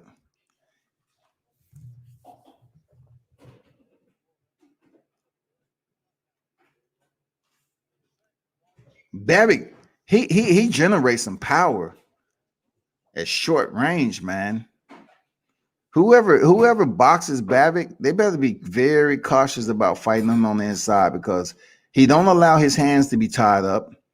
And with that said, you can expect him to punch you over the top, to the body, up the middle. The man is coming, period. Babic destroys Tom Little in both of the knockdowns. I mean, he was sitting down. When a fighter gets knocked down and put their hand, their forearm over their eyes like they're trying to, block out the sun, that means he was taking some serious damn punches up top and they was hurting.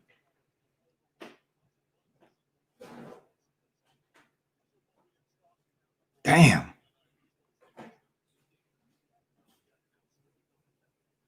You had one guy with freaking name Savage and the other one No Mercy. And you know what? Babic showed no mercy on Tom Little. None at all. Absolutely none at all. Shout out to Alen Babic, man. Absolute savage. Good fight.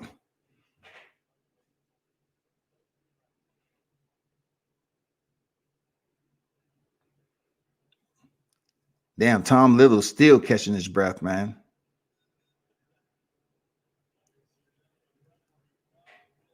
Savage, boy. Savage includes his record to, believe it or not, 6 victories and 6 KOs. You know what I'm saying? He improves his record once more with a dominating performance. So you might want to keep your eye out for Alen Babic. He is a heavyweight on the move, and he's exciting. Dude, he's exciting. You know what I'm saying? Dude is exciting. He has power. Babic has power. Seriously. He has power, man. Interesting. Interesting. I think this fight right here, believe it or not, even though he fought a guy that's been in there with some pretty decent names, it's only going to get him a bigger name, Alen Babic, off this performance. Because it was exciting. He's an exciting heavyweight to watch. And yeah, I'm looking forward to him on who he's going to then fight next. Very interesting. But he still doesn't have as much power as Deontay Wilder, the former WBC heavyweight champion. Let's get that clear. We have another heavyweight fight coming out. Will it be able to add up to the one we just seen? We have Fabio Wardley, 9-0, 8 knockouts. You know, just one knockout short of his victories. Can you hold that over the counter? I'll just vacuum over there, please.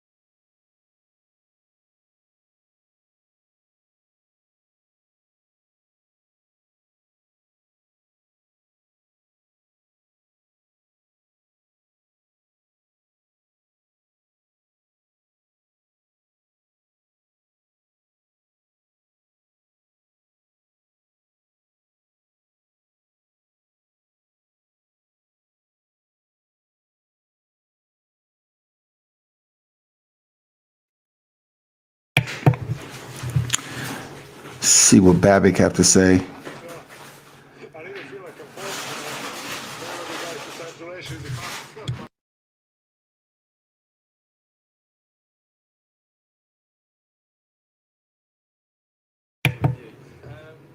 You said before that it was important for you to better other results. Philip Herbridge did it in 4, Daniel Dubois did it in 5, you did it in 3. Is that what you wanted to achieve tonight? Of course, I wanted the first round. So, but I figured he was trying to see that. I try to tell people. I figured he was trying to get him up out of there earlier than the previous opponents that he's looking to face. He's dealing in shorter fashion than Dubois. That'd be a good fight, y'all. That'd be a good fight. Daniel Dubois, Alen Babic. That'd be a good fight. Man, I can't. Oh my God. It's gonna come down to boxing potentially. That's the one thing I'm looking at with Babic. You know, if you got a good boxer, a good heavyweight that can box, they may be able to put away some rounds against Babic. There go Eddie Hearns.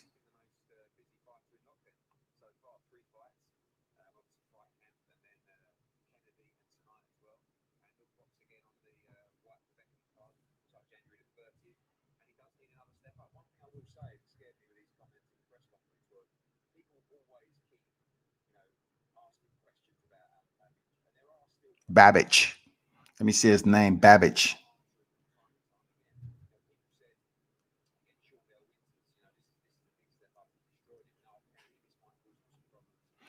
So he's going to be fighting on the undercard of Alexander Povetkin and Dillian White.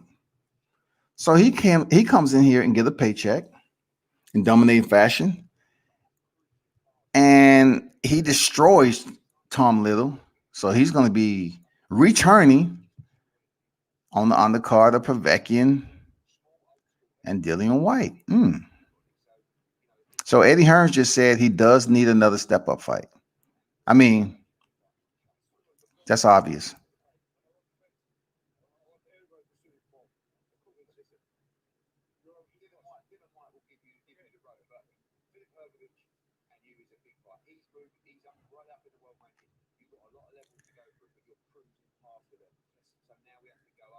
to a bigger, stronger heavyweight group to make more of a statement. I think we should move to 10 rounds. You know, a lot of people are saying, oh, after 2 rounds. Oh, they're talking about potentially Philippe Herkovic.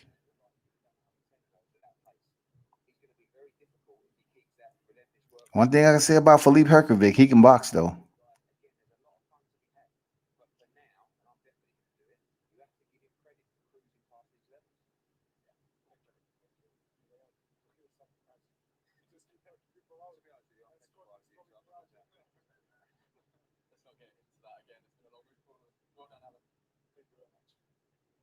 Okay, interesting. So Philippe Herkovic might be next.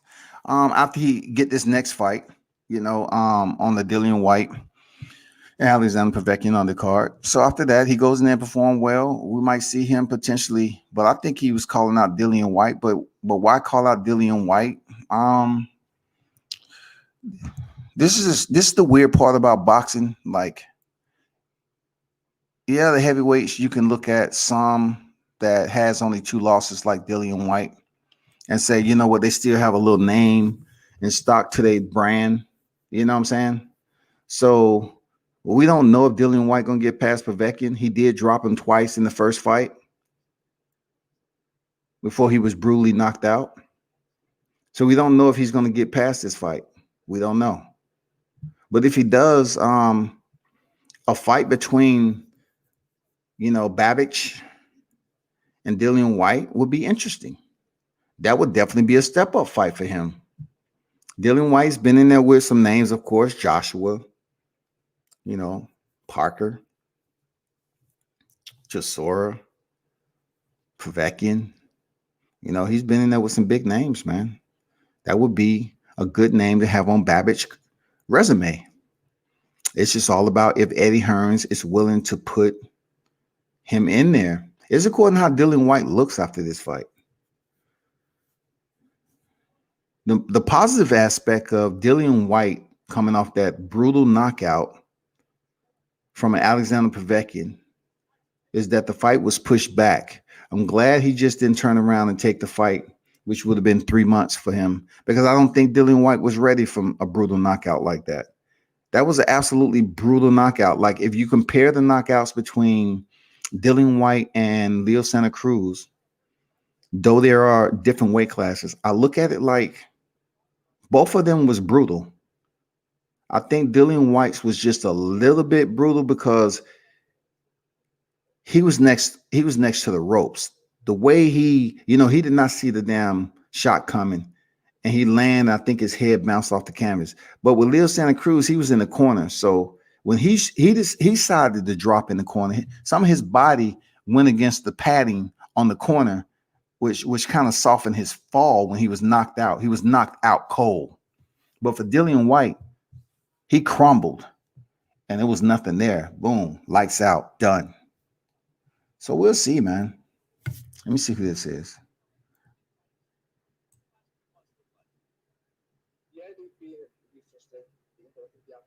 Oh, that's Callum.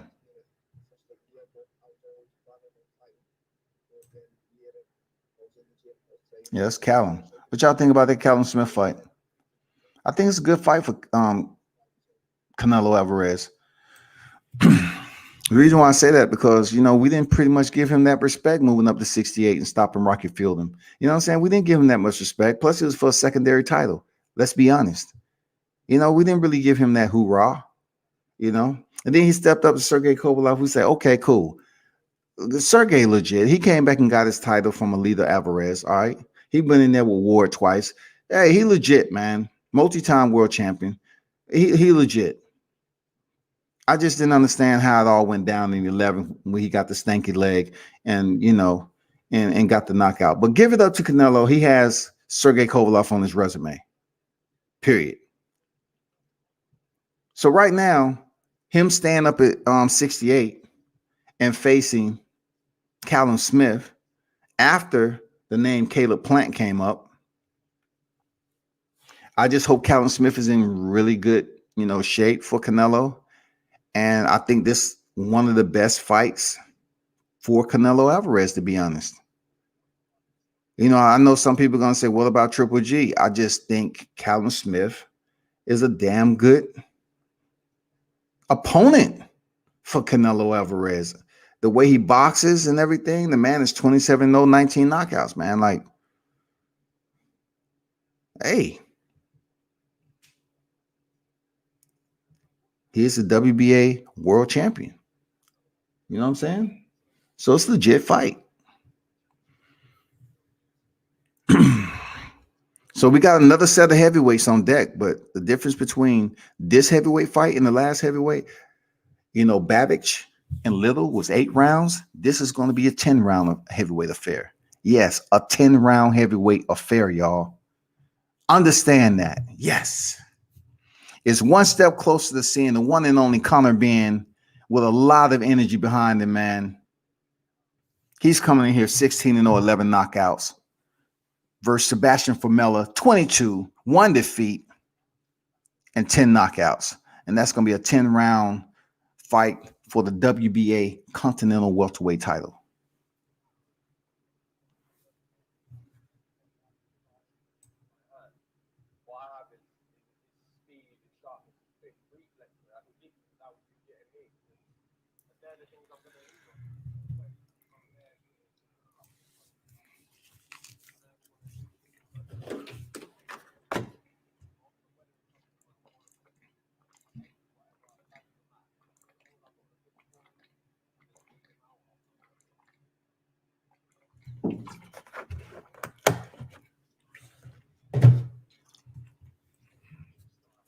What's going on, D-Ray? What's good?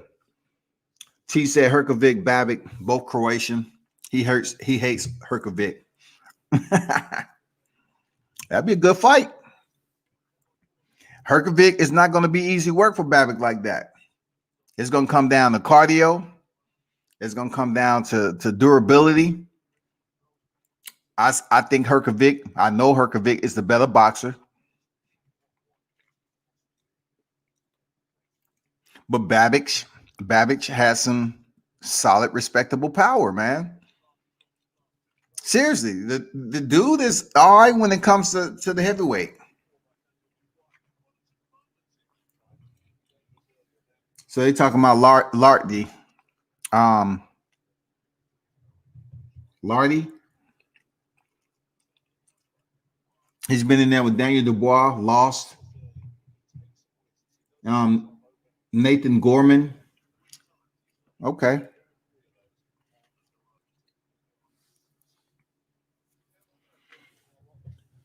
All right.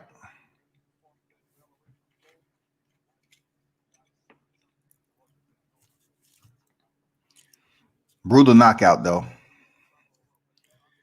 Okay, T say he'll F Babic up. We'll see, man. Babic seems like he has a pretty decent chin. But of course, okay, I always keep it, sliced down the middle when it comes to, the assessments. I'm curious to see if Herkovic can handle the power of Babic. Will Babic have an effect on Herkovic if they squared up on the inside and boxed? You know what I'm saying? And then I have to say the same thing for Babic. Can he handle Herkovic's power? That'll be a good fight. That'll be a good fight, man. SB90, what's good? Yeah, Babic is decent. But if he steps in there with somebody like Herkovic, it's definitely going to be a tough fight for him. Herkovic boxes better than Tom Little can ever imagine. You know what I'm saying? I mean, he won't come close to being a Tom Little opposition. There's no way, no how. Not even close, people. When you get a fighter like Herkovic who know how to keep his distance well and still land some bombs on you, what we learned about Babic, he's more effective on the inside. So if he's able to press the pace and fight on the inside and have success with Herkovic, then we're looking at a different fight. Because I like Babic is able to box on the inside and land some hard shots. And when he hurts you, he's shown that he has a pretty decent gas tank to fire off, reload, and fire off again. He showed that. So it's going to be interesting, man. And when the man let his combinations go, he has pretty decent speed. You know, he's okay. I'm not saying he's the next motherfucking, big heavyweight star, but the potential is there. So right now we have Richard Lardy on his way to the ring. Richard Lardy. This is going to be a good fight, man. We have Lardy and Wartley. Lardy and Wartley. I'm gonna be goddamn saying Fabio and Richard. Shit, forget that tongue twister. Wartley, Lartley, Lartley, Wartley, Wartley, Lartley, Lartley, Wartley, Lartley, Wartley. No, I'm just gonna keep it to the Fabio and Richard. You know what I'm saying? I get to say Fabio. Fabio lands a cool, seductive 1-2 punch. The women go crazy. That's the energy that Fabio brings. Whether it's Fabio or Fabio.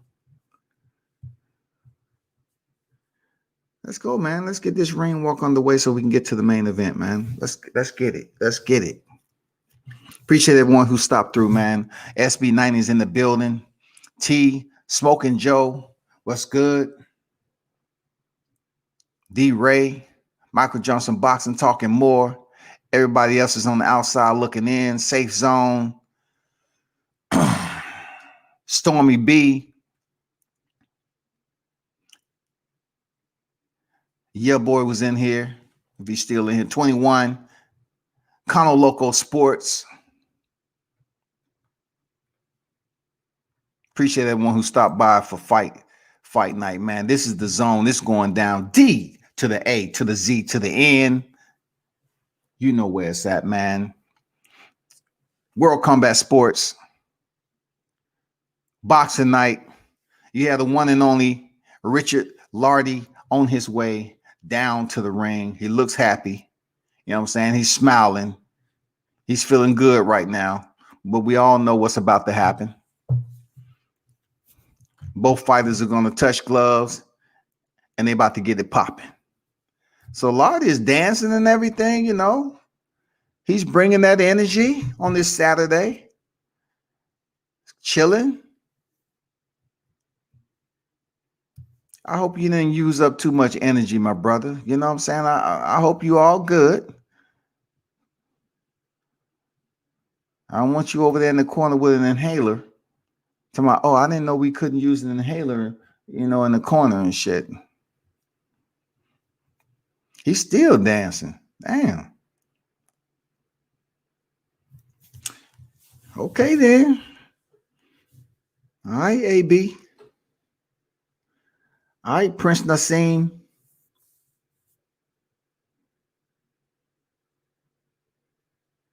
And this is with no crowd in there. You know what I'm saying? So he's feeling good.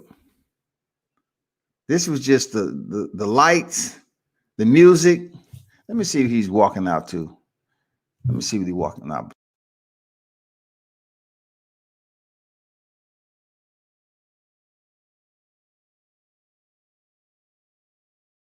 I get it. He's listening to some reggaeton. I can understand why he's dancing. I get it. All right, I don't blame him now. Because I would have took that long going to the ring too. That reggaeton, boy, it just have you on a whole nother level. Shit. I feel you. Okay. No wonder he taking a motherfucking hour to get to the ring. Shit. I ain't gonna lie. That and salsa music, shit. Yeah, you take a long time to get to the ropes. I'm not gonna lie to you. I'm not gonna lie to you. He still haven't went in through the ropes, man. Come on, bro. Man, we're trying to get to the main event. You still out here dancing.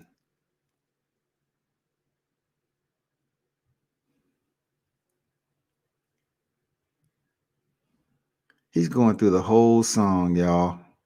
This man refused to get into the ring. He let the whole song play. He still won't even touch the ropes.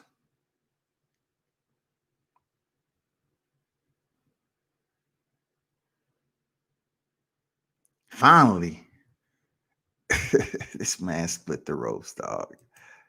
Hey, I can't blame him too much, man. That type of music, I'm serious, man. Hey, I'm not even hating on the man. Like when it comes down to it, that type of music can get you in the groove. And then, you put some women out there, especially you in the club, man, come on, bro. I ain't too mad at him. He is too far, too raw. Herkovic is polished and powerful. I agree with that, T. I agree with that.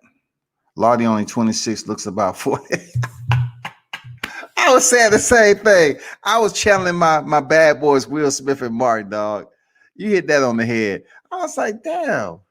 Did they say this dude was like 20 something? This dude looked like my uncle, goddammit. Like, damn, what you been doing? And look at Fabio. Fabio walking down the ring like, no, it's not going to be that type of party. I ain't taking that much time. It's time. Hey, I'm ready. I'm about to get to the office. I'm about to get to the office, and it's that time. Shit. I like the outfit. It's clean. You know what I'm saying? I like the colors blue and white, of course. A little bit off my logo. I like blue and white.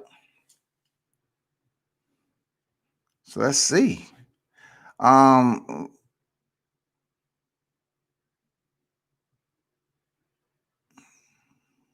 Johnson said,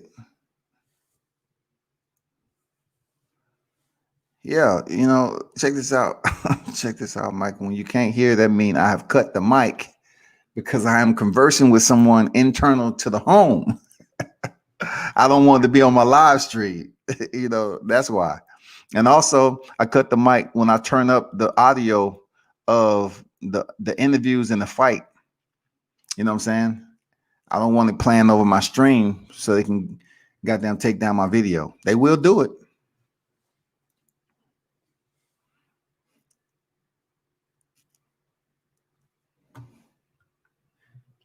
Yeah, it's going to be a good fight, man. It's going to be a good fight. Both of these fighters have nice size on for heavyweights. You know what I'm saying? Age-wise. Look at Richard, man. This dude can't be 26 years old. Hell no, man. That dude look like he's somebody grandpa. God damn it. He got 2-3 paws on the grandpa.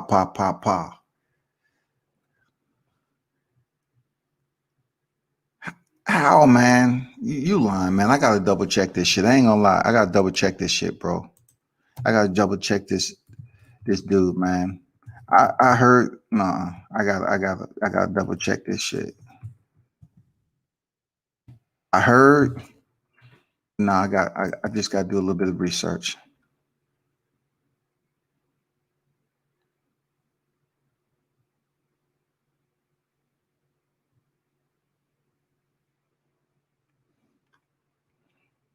That's what I thought, man. They don't have his goddamn age down, this motherfucker. You know what I'm saying?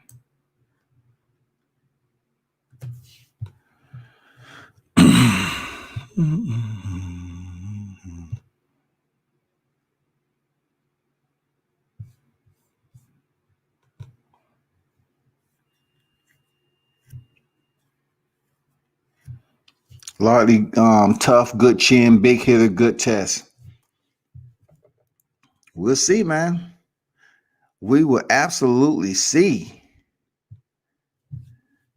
Because the fighters center, referee's instructions, height to height, they look pretty decent, pretty equal. Touch gloves.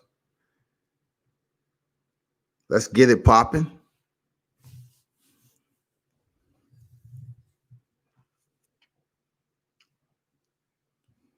Chin for chin, strength for strength. The round starts. Richard comes right up. No punch is strong. Fabio lands the first blow. Okay, Richard finally counters with the left.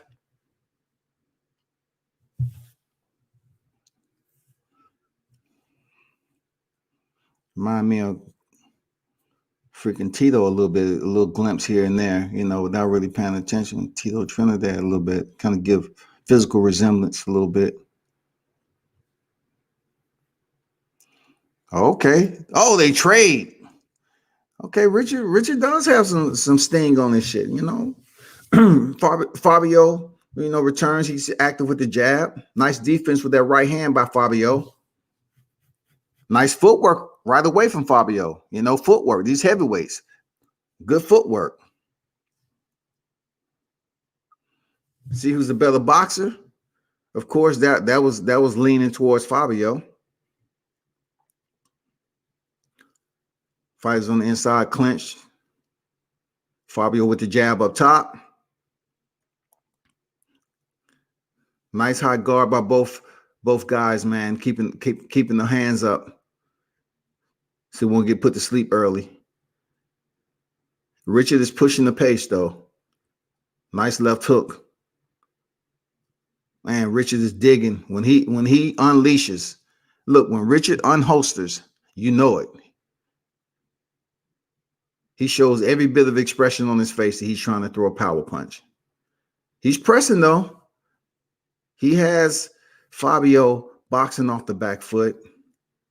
Nice sneaky left hook by Richard.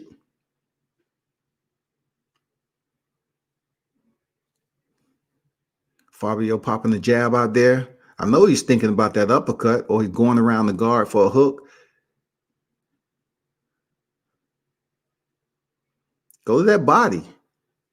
Richard has that high guard out doing the peekaboo style. Go to the body. There's no body attack going on right now. You're just punching up at his gloves. Fabio with the jab. Richard charges in, gets on the inside. Hook to the body by Richard. Really, the boxer's a different energy than we saw with Babic. Oh, hard right hand pops the head back of Fabio. That's what Richard was looking for on the inside. Straight right hand lined him up. Fabio's understanding, whatever his game plan is, he's not going to be able to be all cool and calm, collective with Richard. Nice jab, keep him at distance. Nice long jab by Fabio. The first round ends. It was okay. It didn't give us that Babic and Little type of energy, but you can tell it's something brewing, y'all. It's a 10-round fight. So, of course, this fight is 2 more rounds than the previous ones. So, hey, there go Conor Benn right there. Shout out to Conor Benn. Has that DNA lineage, filtering through his blood.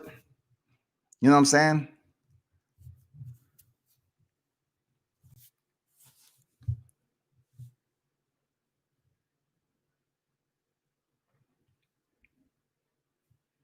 WBA continental welterweight title.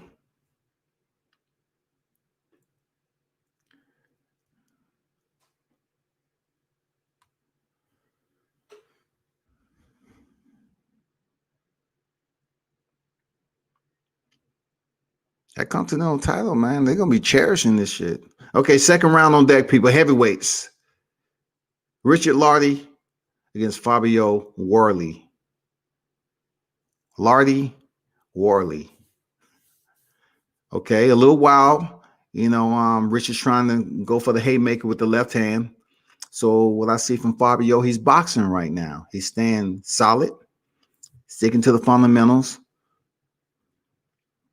keeping his hands up. Chin is a little high for those of you that's tuned in. Tell me if I'm wrong. The chin is a little high from Fabio, just a bit. You know what I'm saying? Especially when he's just out there popping the jab, throwing those touch jabs out there. Chin just a little bit high for me.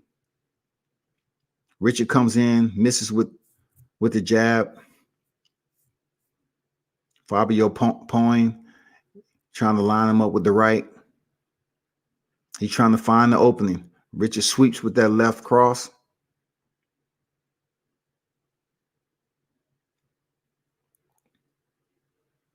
Richard changes it up a little bit, allows Fabio to take the lead. Then he resets and come back. Oh, man, what a hard right hand by Fabio. Fabio drops Richard.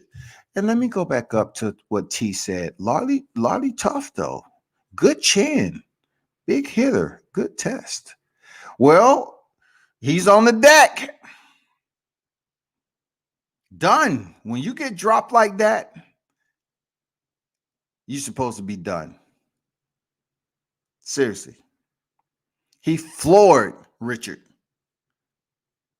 That shot came out of nowhere. Floored him. Done. Over.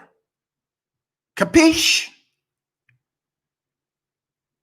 So I'm getting the erase tool and to make sure I erase that freaking comment that T put up there about good chin. I'm just about to put that comment in Photoshop, and I'm about to erase that damn good chin and leave the big hitter good test. You know what? I can erase the big hitter too because he wasn't able to prove that. Tough. They putting the oxygen on this cat, bro. What a finisher by Fabio Wardley. Jesus. He hit dude so hard his head bounced off the canvas. They got to give him oxygen to make sure he's good.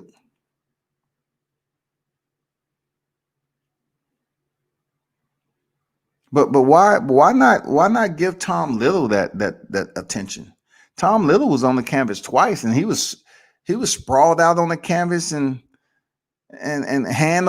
forearm over his eyes and everything. But this guy, he hits the ground once, and they put him on the oxygen mask. Main event is on deck, people. Conor Benn, 16 victories, 0 defeats, 11 knockouts. He will be contending against Sebastian Formella, 22-1, 10 knockouts. More experience goes to that of Formella, of course. And the bigger opponent would be Sean Showtime Porter. It is up to Conor Benn to go in here and basically elevate his name to a higher status and do it better than Sean Porter. This guy is still wobbly, y'all. That was a hard shot by Fabio. This guy's still on unsteady legs, man. T, where you at, man? T, bro, seriously. Where did you get that information from again? You sure this man ain't 45? This man dropped like he got 6 or 7 grandkids. Where did you get the information from to admit that evidence, to submit it as evidence, man? Where did you get it from? Where did you find out good chin, big hitter, good test? This wasn't even close. Dang. This just stopped and halted the entire night.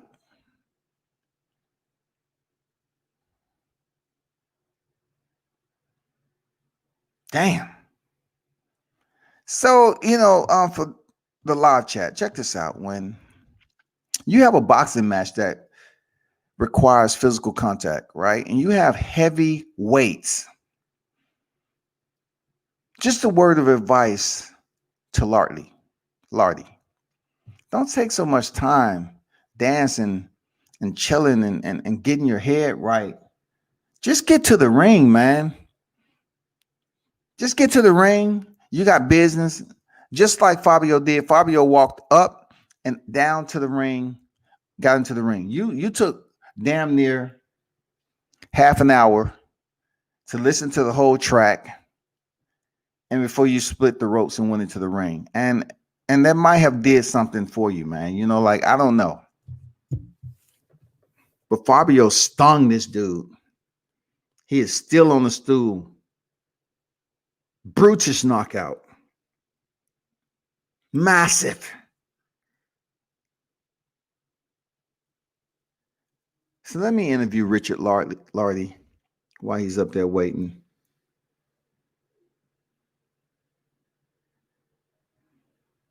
I want to first and foremost say congratulations to the brutish knockout of Richard Lardy.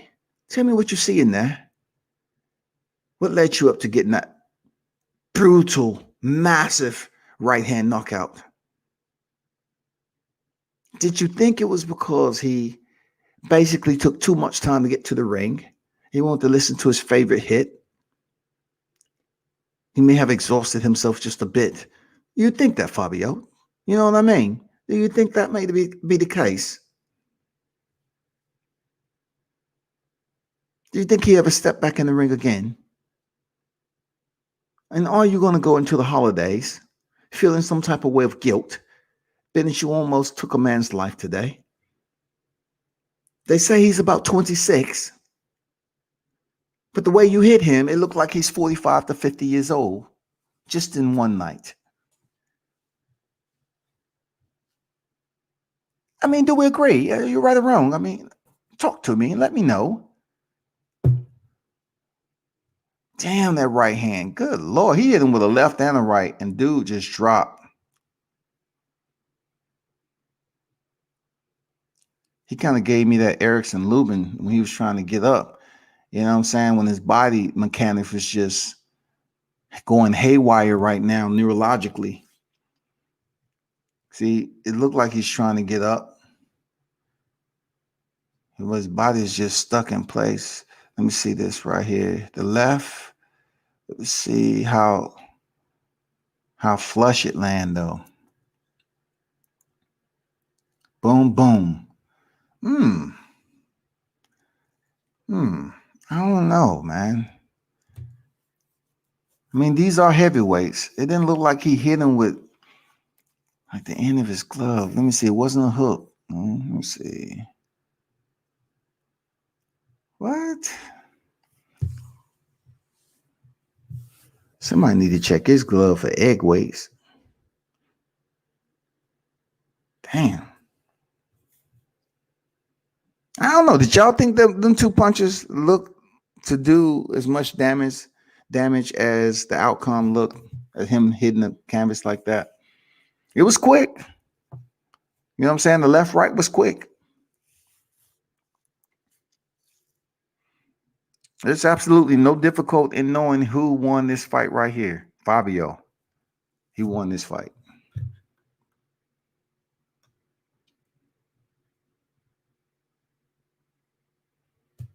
Oh, for real? Damn.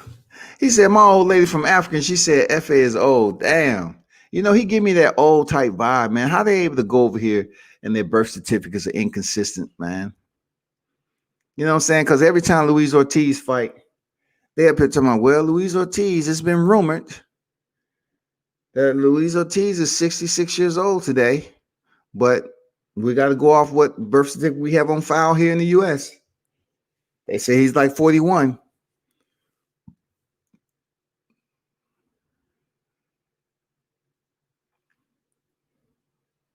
Richard got a son who is pro. There's no way that dude 26, man. There's no way. There's no way, dog. There's no way that dude's 26 years old. Hell no.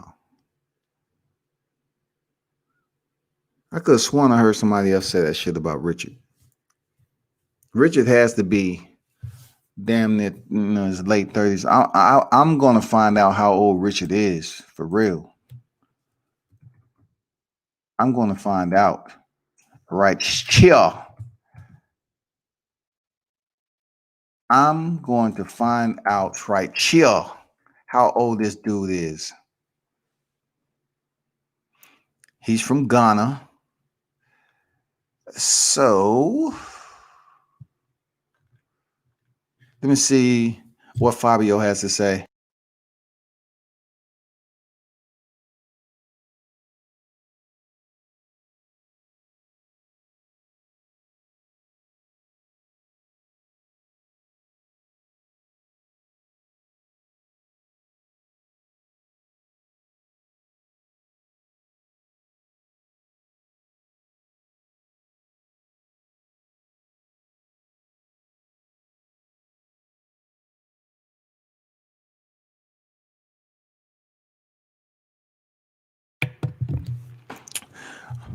So he's basically saying that You know, he's proven that he does have one punch, but you know, he landed 2 punches, but he can't get people up out of there with one punch knockout power. Okay, I get it.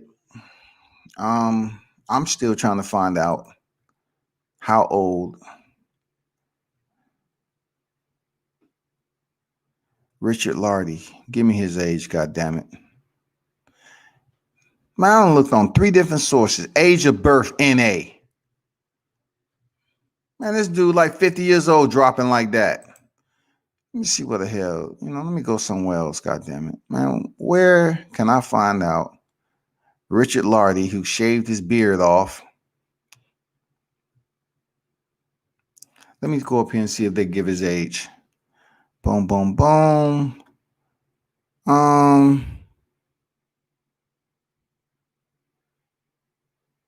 He made his professional debut on that day.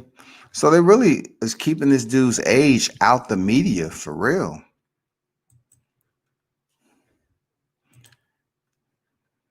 Let me see if they have it over here. Guyana, 13 fights. Everyone has the same replay of information.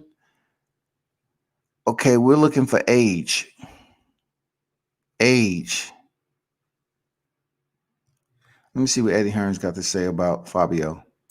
Wow, this is going to be an interesting fight. I thought Fabio handled business so well. I mean, the jab was beautiful. It set him up. And then a great right hand round the side of the head to finish it. I think he's moving at a great pace. That British title is going to free up. And you know, I think he should be fighting for that. Probably one more fight. He'll box on the January 30th Dylan White card as well. So he's keeping nice and busy. And then whoever puts forward for the British title will be Fabio. So he's going to be fighting on the Dillian White Povetkin card in January too. So we're going to have Fabio. We're going to have Babic. 2 heavyweights on the same card. It's going to be a heavyweight affair, man.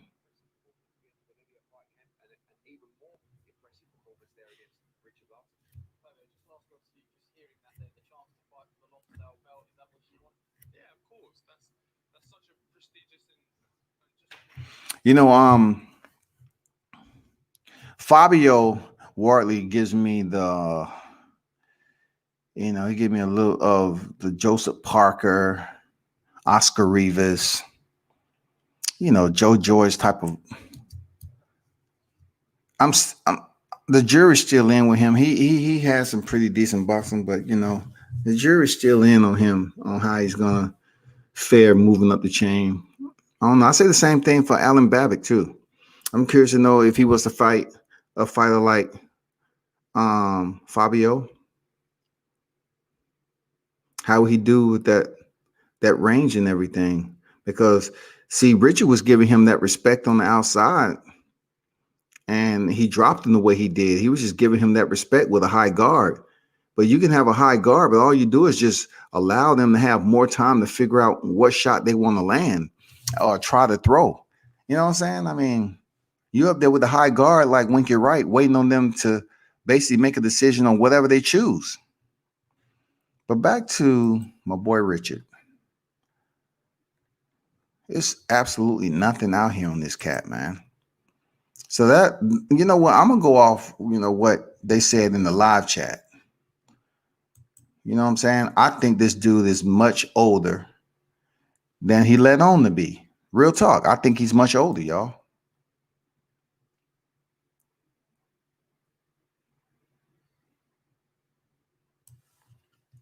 What's going on, Rap Star Knowledge? What's up?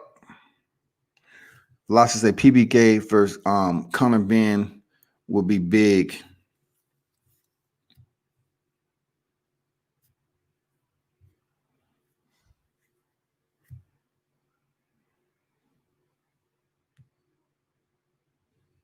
They're talking about Jacobs and Gabriel Rosado. They're showing their picture. I think Gabriel Rosado, even in the freaking thumbnail they show, he might be bleeding already. I'm not sure. Shit.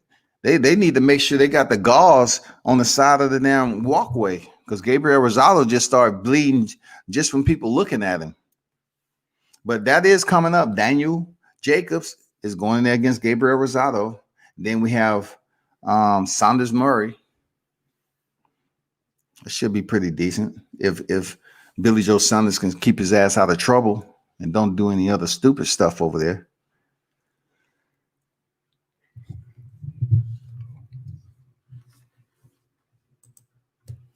Let me see. Let me check this out right quick.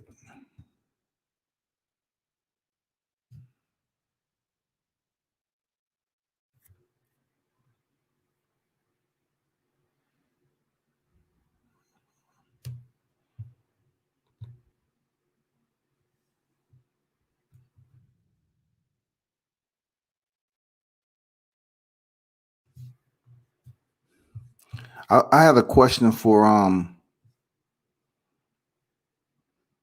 Velocity. Do you think they'll make that fight though? Is Conor Benn ready for PBK? Is he ready for PBK? Be honest. Do you believe? Just say he goes in here and finish or and defeats Formella.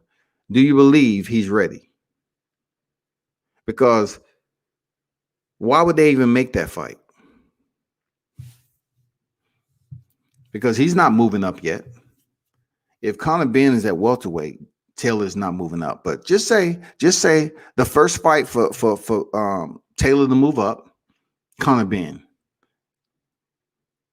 With Taylor moving up, do you think Conor Benn is ready for that? We will have to check this fight out tonight. We'll have to truly see, is he ready for that? I know that it's a lot of hype behind, Conor Benn for real, but do you think he's ready for Josh Taylor though? I mean, Josh Kelly. Do you think he's ready for Josh Kelly? That's for real.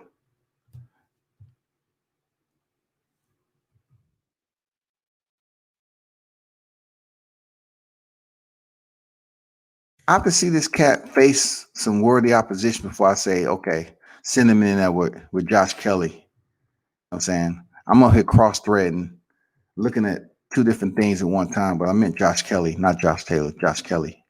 Do you think Josh Kelly, would be too much for Conor Benn? Even though he has less experience, how do you see these two matching up? And do you think it's a fight that they will make over there? Both of these fighters are undefeated.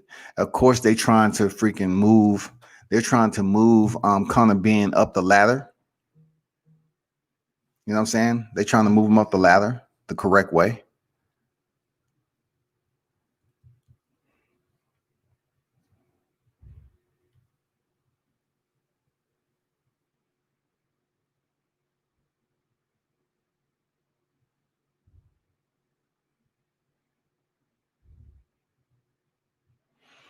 We're still waiting on the next. They're just showing the face off and everything.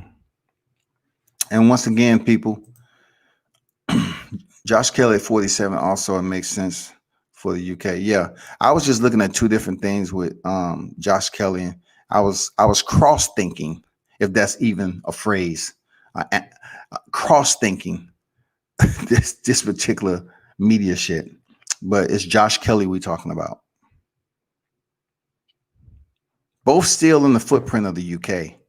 But do you think he's ready? You think they'll put Kelly in there with Conor Benn? Do you think he's ready for that? Do you think it'll be a good fight that they will say, okay, yeah, because they're trying to raise up both of these fighters.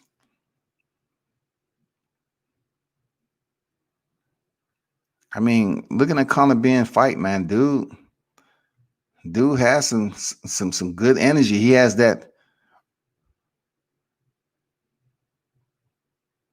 aura about him, man, for real. Like, how they always say, hey, he's the full package. He looked like he has that promise to him. But will they put him in there with somebody with Kelly right now? It all depends, man. I don't know. That's a good question, bro. That's a good question. Yeah, I know that now. I appreciate you, though. Say both fight at welterweight. Josh Kelly at 47. Yeah, I was cross-threading some shit when I was thinking, I was brainstorming like,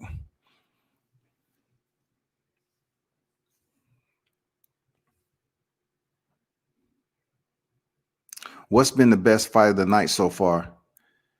The best fight of the night for me, I will have to say, is Alen Babic. Babic, man. I had to go with Babic, to be honest, because at least Tom Little was doing. I mean, I just got to give Tom Little stayed in there as much as he possibly can, but seeing Babic box on the inside and land his power shots, heavyweight division always kind of give you that you're looking for. You know what I'm saying? So when Liam Davies was landing his shots over and over again, he had to build up for that, right? And you kind of thought to myself, this dude is going to take as much punishment as he possibly can. It's going to have to be up to the referee or his corner to stop the fight, because Davis was breaking him down. But when you saw Babic hit Tom Little, it was only a matter of time. You knew the shit was imminent. You knew the shit was imminent. And it happened. Boom, knocked down again. The heavyweights, bro. Babic Little. That's my pick. That's who I had tonight. Seriously, that's who I had tonight. Real talk. That's who I had tonight. But appreciate the info there, Velocity. I was cross thinking, my brother. We are imperfect, especially when doing this media shit. I tend to cross thread certain thinking points, but that'll be a good fight, man. I'm gonna keep an eye on that. I'm gonna ask around, and Rapstar, you can chime in on that too. What Velocity asks about Josh Kelly, 147, potentially facing Conor Benn. That's, of course, he steps in here and defeats Sebastian Formella, which a lot of people believe he will. But what's your take on that, Rapstar? Great matchup between two heavyweight prospects, UK versus USA Fabio Wardley versus Jared Anderson. Who's down? I'm down for that shit. I'm down for that. Seriously, I'm down. But once again,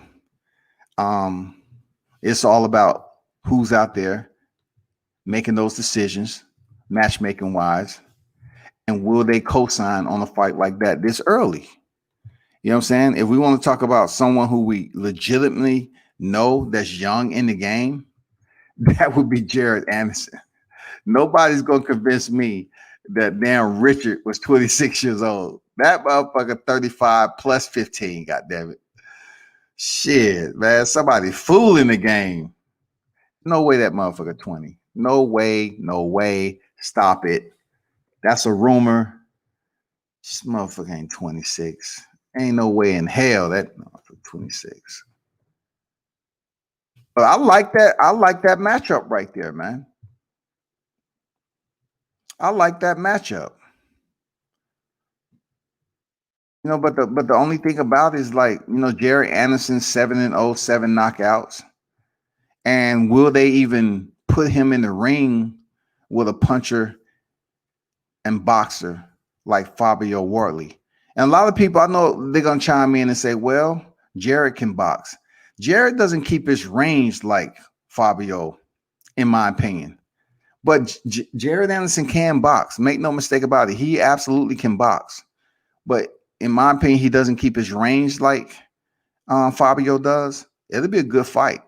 Plus, Fabio will have the height advantage.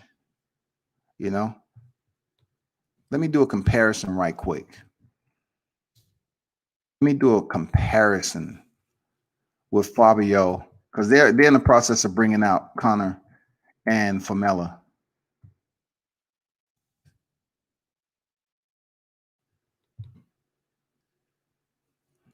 So Fabio Wardley is 6'5", okay, and they don't give his reach. Jared Anderson is 6'4", and he actually has long arms. You know what I'm saying? Jared Anderson is 70. He has 78.5-inch reach. So when it comes to height and reach, they pretty similar, man. I can only assume, either he has around the same reach or a little bit, 80, whatever. You know what I'm saying? But they're around equal in reach. Fabio is 25 years old and Jared Anderson's 21. So that makes for a very equal fight. And Fabio 10-09 knockouts.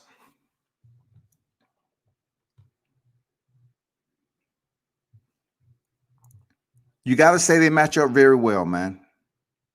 Whether they're going to put Anderson in the ring with Fabio at this point in time, I have no idea. I seriously doubt it. But see, Jared Anderson has sparred with Anthony Joshua over there, didn't he? So he might have a little UK following going on over there. It's just all about at this stage where they're trying to build him up, will they even consider putting him in there with Fabio? That's a good matchmaking right there. You know what I'm saying? Y'all chime in, everybody. That's interested. Fabio Wardley versus Jared Anderson. I'm down for that.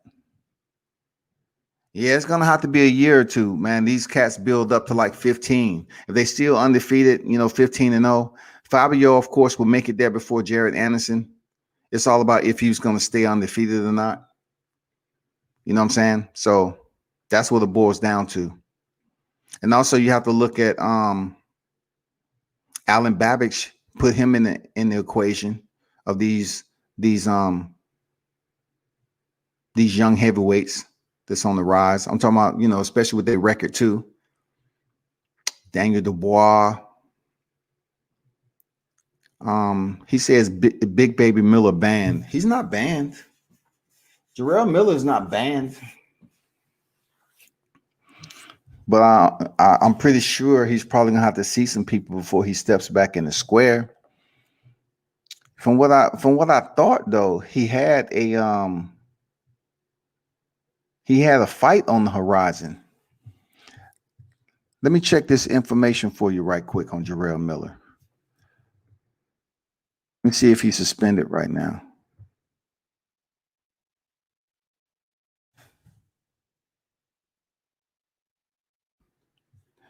Let me see if Jarrell Miller suspended.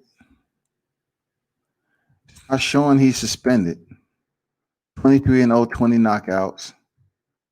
And he doesn't have a fight coming up. He's been out the ring since November 2018. So Sebastian Formella is on his way down to the ring, y'all. He's on his way down to the ring.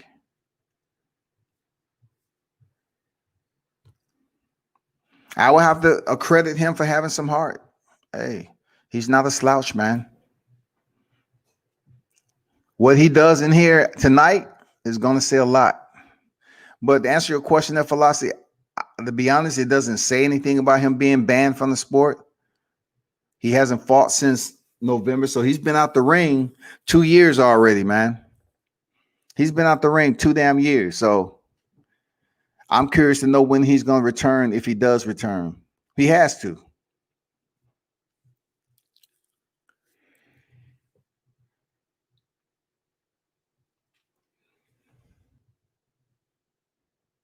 And plus, I think it was something going on with Jarrell Miller to the point where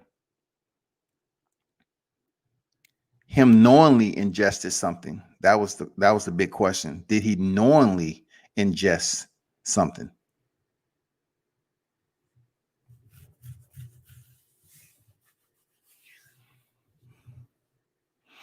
Conor Benn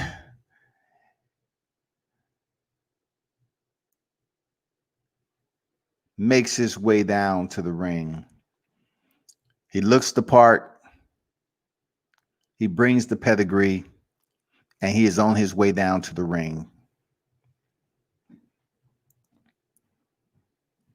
A lot of energy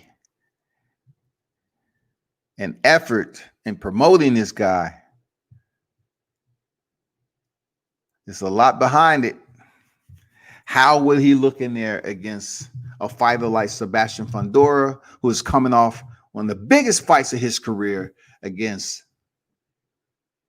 the one and only 2-time welterweight world champion, Sean Showtime Porter.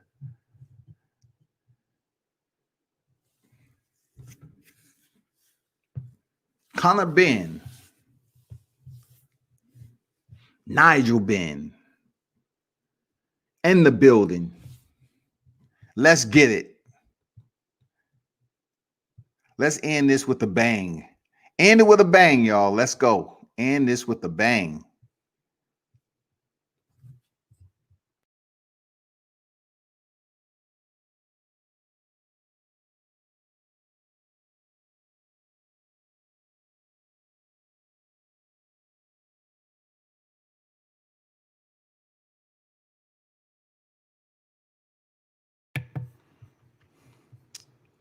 Let me see what he's walking out to. Okay. He's walking out to some reggaeton. You know what I'm saying? Let's get it. Let's go. Let's go out with a bang, shawty. It's time.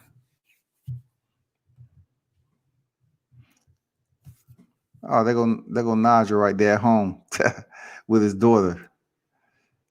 That's crazy. They show him watching his son. That must be the grandest of it all, man. You know, you're sitting at home on the couch, man, watching your son. I mean, I never had the opportunity. I would never have the opportunity, but for him and the status for which he competed as a professional boxer, to sit at home with your family, man, and watch your son on TV competing on the highest level. That shit is amazing.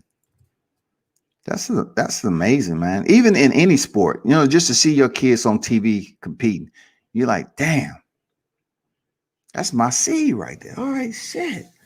Especially in boxing. Boxing is different than running track and playing basketball, football, baseball. You know what I'm saying? This is a 101 sport. Let me see what they're talking about. Association. The president, Gilberto Jesus Mendoza. The supervisor is Dennis Gilmar. Introducing your three judges scoring this contest from ringside, all from the United Kingdom. Conor Benn is good, but shame he doesn't have the punching power, tenacity of his own. You know, he's still young in the game, man. I want to give him the benefit of the doubt, man. He might get it. He might not. Yeah, he definitely don't match up to Pops, man. That's usually how it is, isn't it? Look at Sugar Ray's son. He never can get in the groove. Look at Sugar Shane Mosley's son. He never can get in the groove. There's so many kids coming here. Look at Julio Cesar Chavez. He really couldn't get in the groove. You know, he got toughness though. He got toughness.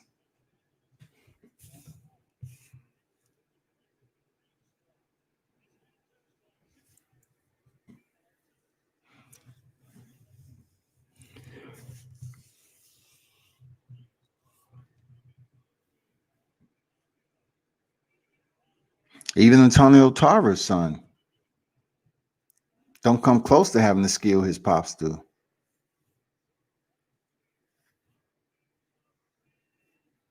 Mike Tyson's son does mixed martial arts, but no one really knows about him like that.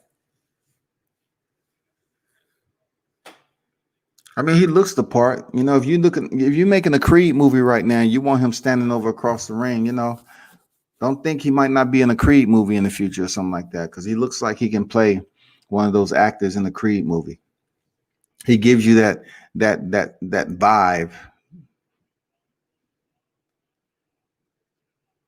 that Hollywood.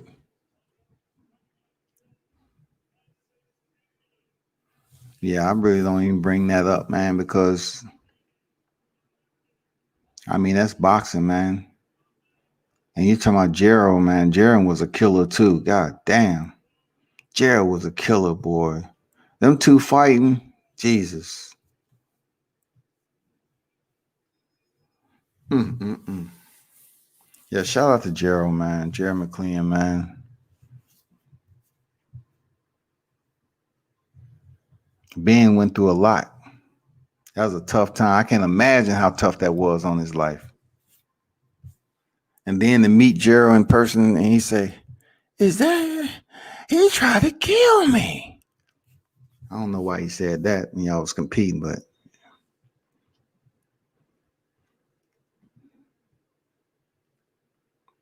we about to get it on, man. We about to see where it's at. Formella. And then, you know, I'm pretty sure some tattoo artist was very happy when Conor Benn walked in there. Because goddamn it, he has about two buckets of ink on his body. The first round begins, y'all. Conor Benn comes, centers out. Formella pops the jab out there, returned by Conor. Formella down low with the jab. Conor comes over, doubling up on the hook.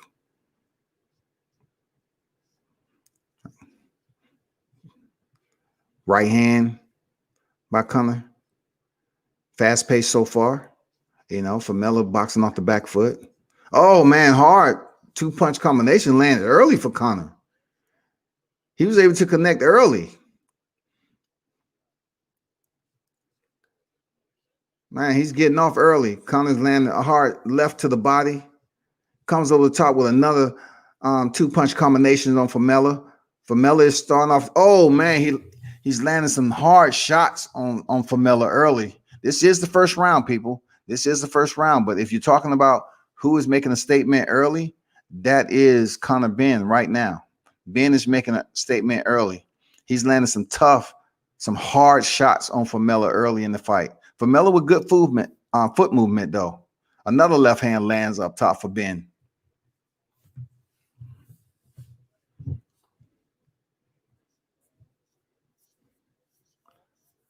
He misses with the straight right. Formella, one thing we know about Formella, he can box. So allow Benn to get off, you know, get his timing down. Formella can box, though.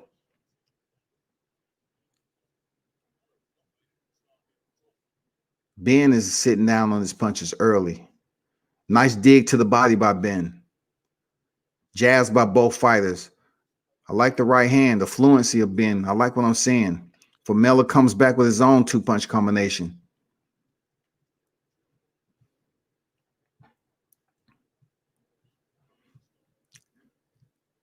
Blazing pace to start up the first round. Formella comes back with his own right hand. Both fighters are in the groove early. Jab by Benn. Hard left hand right down the middle from Benn.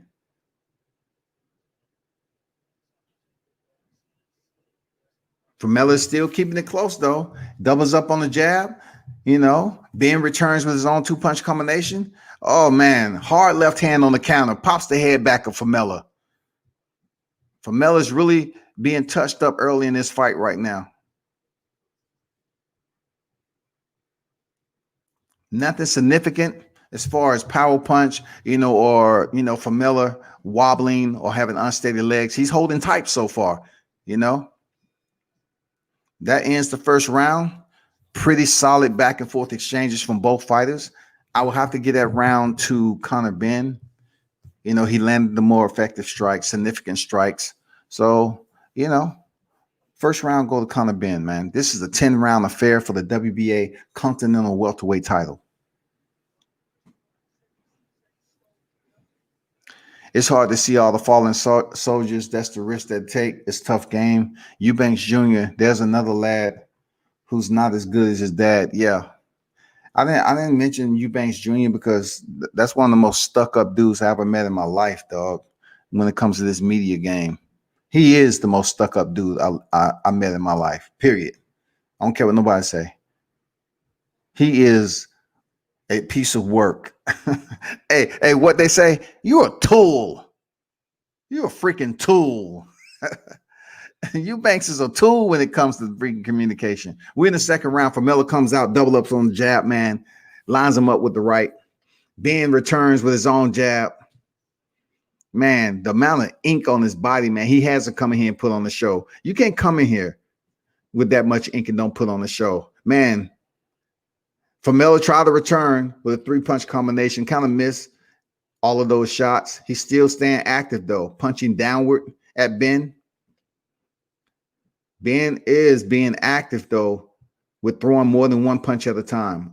He's not just popping the jab out there. He gets in, throwing the head feints. That left hand is down by his waist. I don't think Formella is the fighter to make him pay for that, but he must feel comfortable having that left hand down by his hip. These fighters are exchanging on the inside, letting their hands fly. A lot of it was wild. Didn't too much land in that exchange right there. Good fight, though.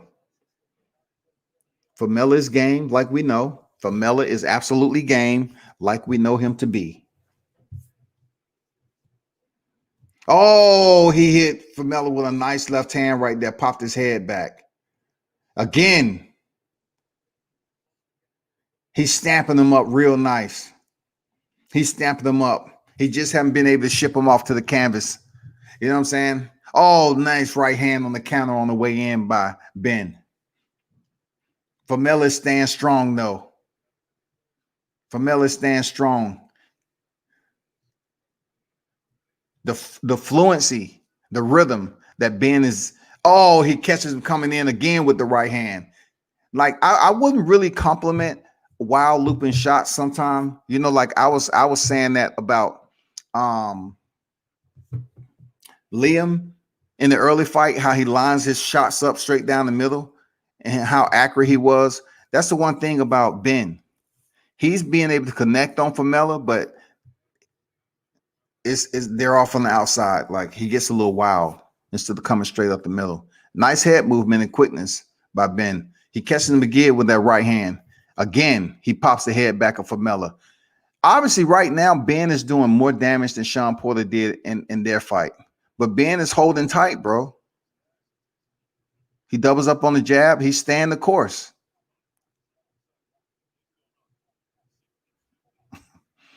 He said, Ben looking like a Pelican Bay inmate, man. It looked like he about to slid in and did about a year, goddammit, and got inked up. Shit. These fighters are throwing down on the inside. This is beginning to be a phone booth contest, man. Close quarters combat. Close quarters, y'all. This is a good fight, entertaining fight. They're not showing too much, you know, about his father, the reaction of his father, Nigel. We're about to head into the third round, people.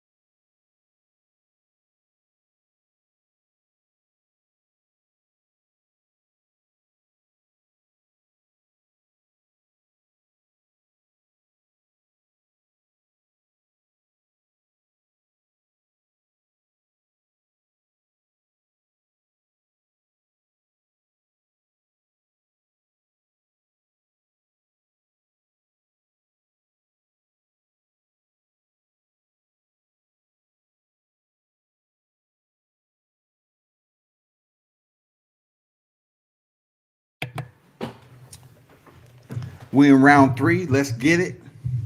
I'll be after this. I will be going back on for a UFC card, and also I'll be touching bases with the PBC card with Javier Fortuna. You know, when that fight takes place. But right now we have Conor Benn, man. We have 2 minutes and 5 seconds coming up. Formella is, you know, staying strong right now. He's trying to stay active with his hands, land his own combinations. Oh, hard left on the way in. Pops him again with it. One thing I can say with Ben, if he had punching power, some of these shots would have Formella in serious trouble. Like if he had that serious power, he has the flash. Let's don't get it, you know, all the way twisted. This dude has the flash, the charisma, the energy, all of that shit. We that hard left hand on the way out on the pivot. Man, he's digging on Formella. Busting him up. He's feeling good in there, bro. He's feeling good in there. And these are welterweights, y'all.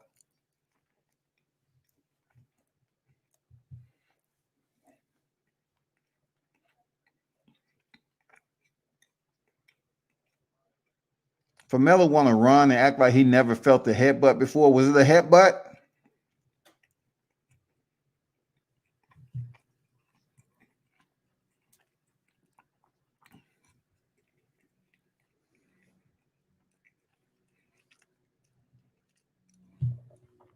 Formella looking like he in a fight. I can tell you that.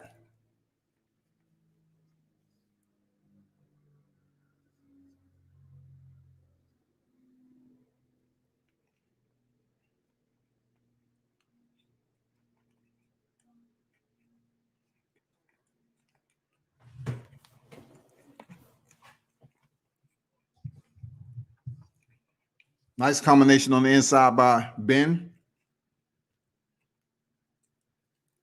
Man, Formella is just standing there. He's willing to take some punches to give some punches. He's trying, man. He's trying. He's just a little bit too slow. He is a slower fighter. Nice uppercut on the inside by Ben. Ben is giving him different angles. He's giving different angles. Formella is trying. He's trying. I like that. I like that right hand counter. Ben was trying to come in. Oh, that step in right uppercut. Nice. Ben is feeling himself for real. He is dancing around. He is feeling himself. Look at him. He is dancing. Formella is trying, man. But this is turning into like a sparring match. Seriously, real talk. Conor Benn is boxing like he's on a whole nother level. He may not, have wobbled Formella just yet. Oh, he gave him an elbow to the damn mouth. Okay, I got you. It was an elbow. It wasn't a headbutt. But dude can box though. It's just some of his punches, that overhand looping punch, man. Some of them, he need to tighten up on that, man.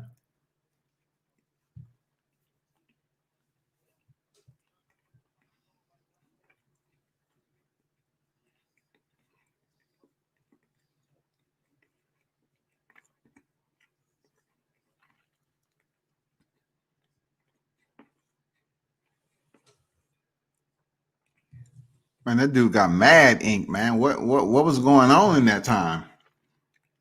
Damn. Formella countering with the straight left. You saw what Conor just did. He shot the right uppercut, right? Then came immediately and shot the right hook, and then landed the left hand. He's switching it up on freaking Formella from all angles. Give it up for Formella. He's trying, man. He's trying to stay the course. He's trying to line him up. We're in the fourth round, people. Ben is the more faster fighter. Formella, in my opinion, is the more disciplined out of the two. He's not willing to take as much risk.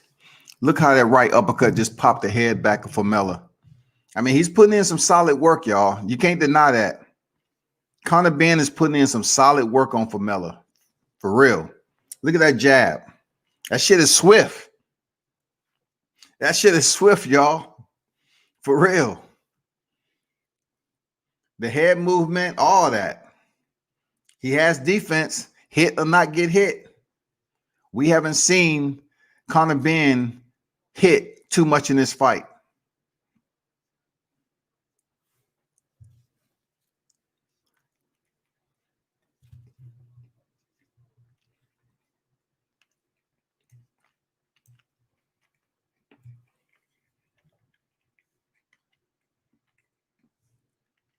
Formella is trying his best to catch him on the counter. That 1-2 combination landed for Ben. Formella is trying, though. He's trying. He's showing his toughness, man, his grit.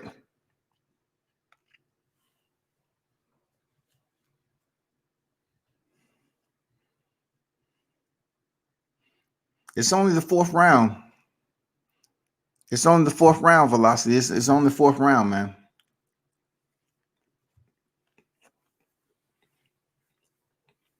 I want to see if Conor Benn keeps this same output, this work rate, because his work rate is unbelievable right now.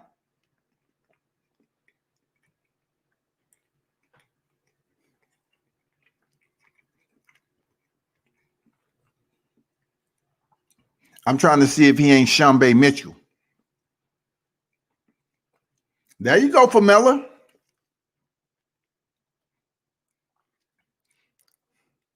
Formella got a little bit, just a sprinkle of get back to close out that fourth round. Just a sprinkle of good get back. I gotta give him that.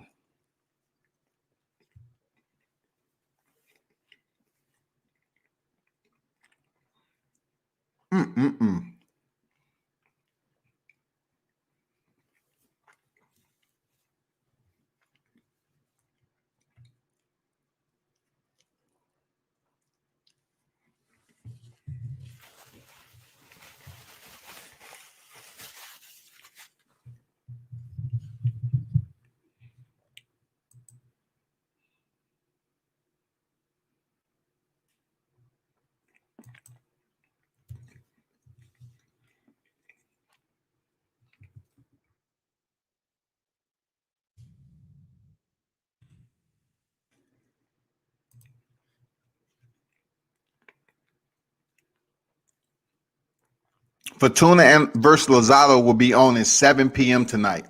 That's a PBC main attraction. Back to the fight, man. We're in the fifth round. I have it. I have Ben ahead, but it's not a blowout. Even though he's doing a lot, it's a lot of flash. Formella is still in the fight. He's landing his own shots in spurts. Look at that stinging jab, that popping jab out there for Ben. This is where Formella comes back. He landed his own, man. Good shot to the body. Over the top comes Ben, and then, signs off with a damn hook to the body. Both fighters are landing. Formella is just a step behind Ben when it comes to speed, man. But when he does land, he's able to land. He's not missing everything.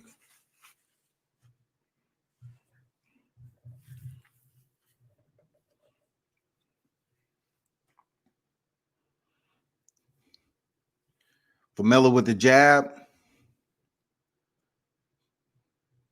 Conor is lighting him up on the inside. You know what I'm saying? He's lighting him up. If this dude had freaking crazy power right now, oh my God. He can box, though. Ben can box. I give him that. He can box. Look how he slipped that right hand by Formella. Slipped underneath it like a G and came back with the hook. Formella is like, God damn, this dude keep popping me with the jab. Step in, uppercut. Damn, hook. Man, hook to the body.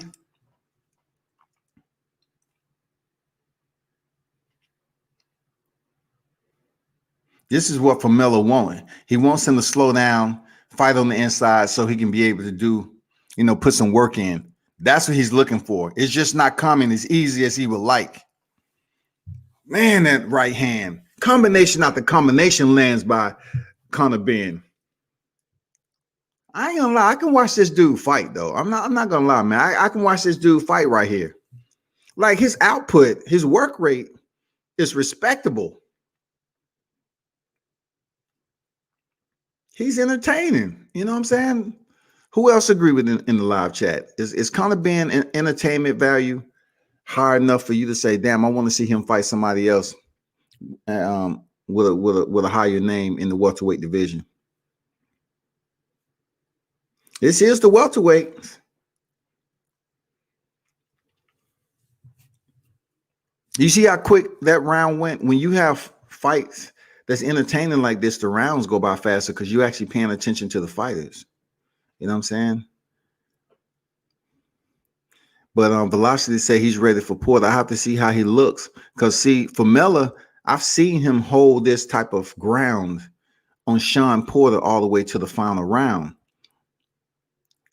I'm curious to know if Conor Benn can sustain this work rate to the final bell if it goes that. You know what I'm saying? If it goes to the final bell. I just want to see what his cardio's like.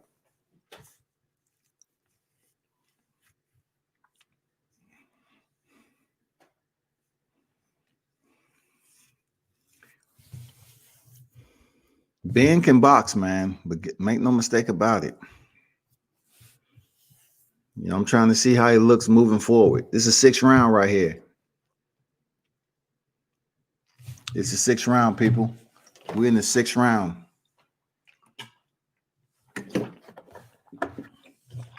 Man, Ben is on a rampage. He's trying to stop Formella in this round. Man, he is touching Formella up. He ain't playing this round. He comes out in the 6th round with a vengeance.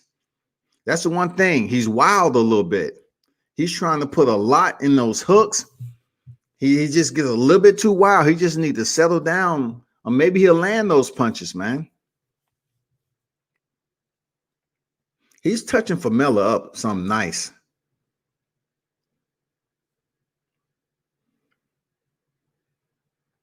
See how he just threw that right hand and then set it up and missed badly? You can't do that shit against Sean Porter. See how he just threw that left? Same thing. He might think his speed, he's quick enough to get that off. With this level of competition, yeah, but when you move up, they're going to make you pay for that shit. Just ask James Kirkland.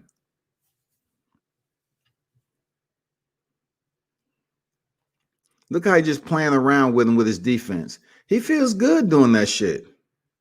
It's nothing bad. I mean, he's just working in there.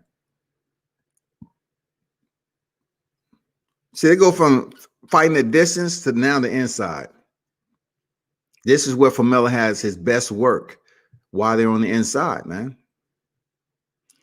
Because when he's on the outside, Ben is just too fast for him. When he slows down and fight like he's doing, look, Formella is able to touch him up.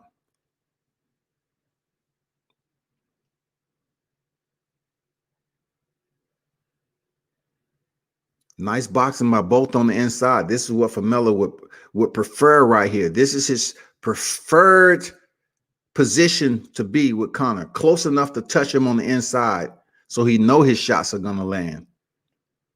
Is Conor Benn getting a little fatigued? That's why he's allowing himself. See, Formella just touched him up with a 1-2. Is he getting a little bit tired in the 6th round? That's why he's chosen to fight on the inside like this.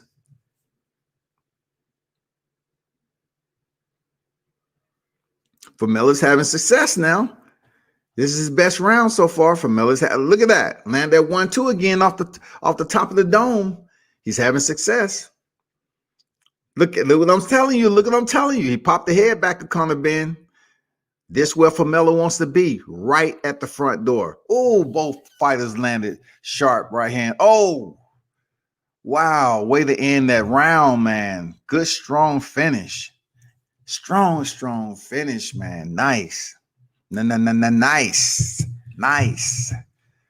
How y'all like this fight so far, man? Who do y'all have winning? Talk to me. Who y'all have winning?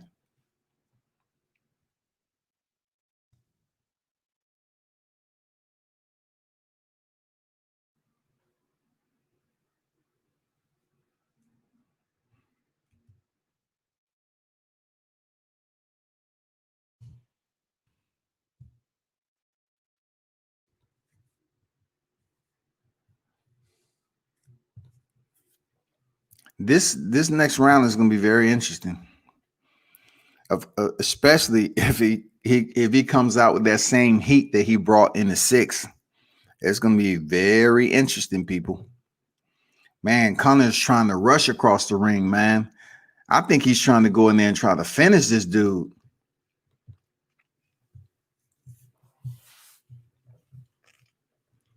Nice right uppercut. Formella returns with a straight left down the pipe.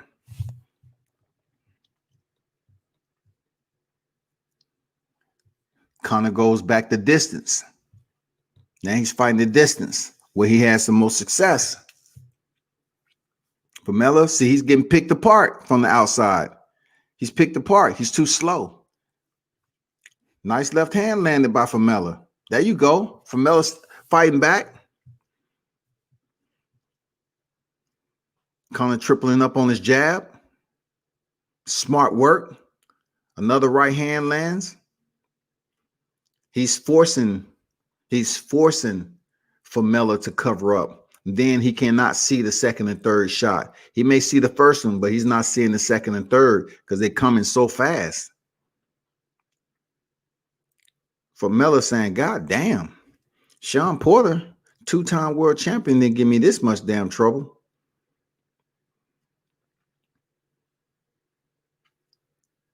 He's up here trying to complain to the referee. You better just, kind of brush it off and keep fighting, dog. Yeah, he does give you that Shambe Mitchell look, don't he? He give you that Shambe Mitchell look without the trunks, the oversized trunks. I agree. Ben looks solid, man. He's just a little loose in certain areas. Like he just landed that combination and went down to the body. He's thinking in there. He's switching it up, man. He's giving them variety. See, Formella just had success right there with three-punch combination, that landed. He having success in spurts.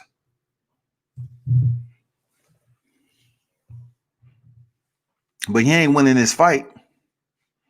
Absolutely not. He ain't winning this fight, though.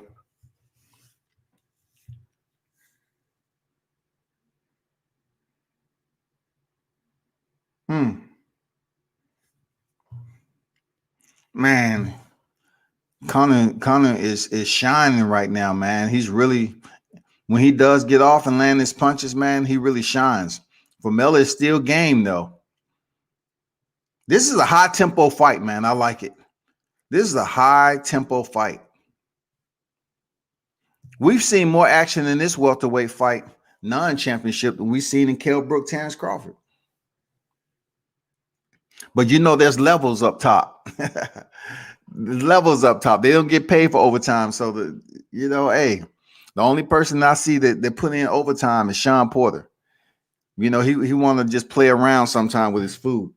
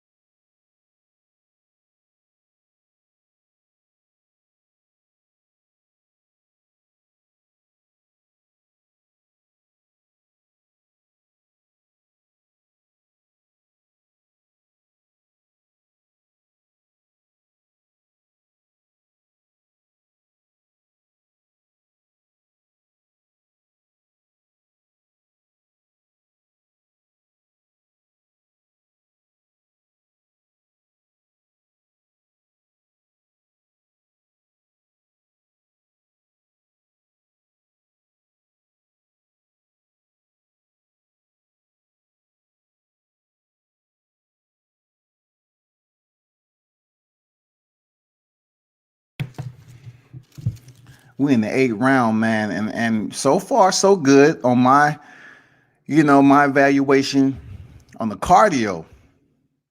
Seems to be pretty decent. Hard right hand on the inside. That would have had power on it. Formella might have not.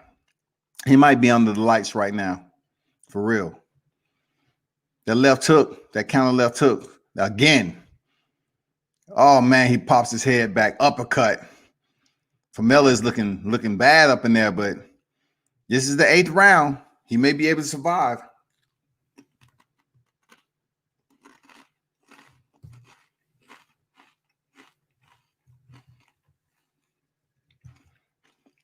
Formella comes back with a 6-punch combination.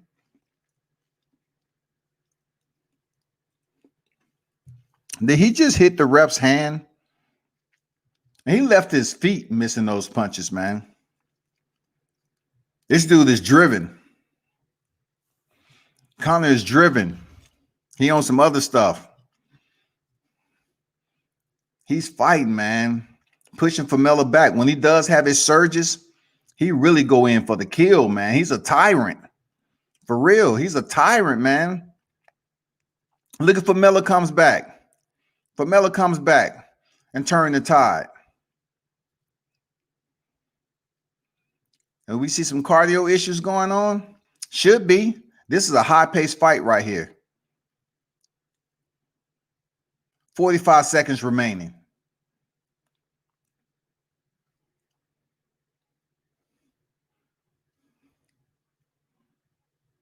See how reckless he just walked in there, Conor. That's what I'm saying. He ain't ready for Sean Porter with that shit. See how reckless he just walked into those punches? He's entertaining, but he just need to polish up just a little bit more, man. Real talk. He's 16-0. If he goes in there with somebody with some decent power, they'll knock him out, man. But in here with Formella, he's doing what he's supposed to. Look at that uppercut. I mean, his speed is unbelievable. It's very, very entertaining, man. Very entertaining.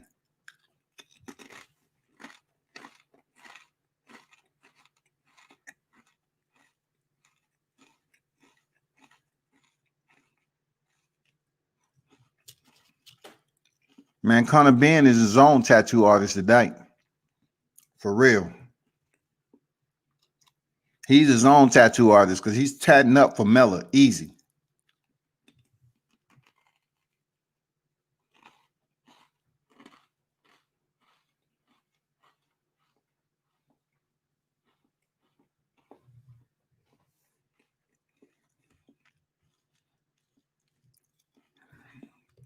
You never heard me say he didn't have heart.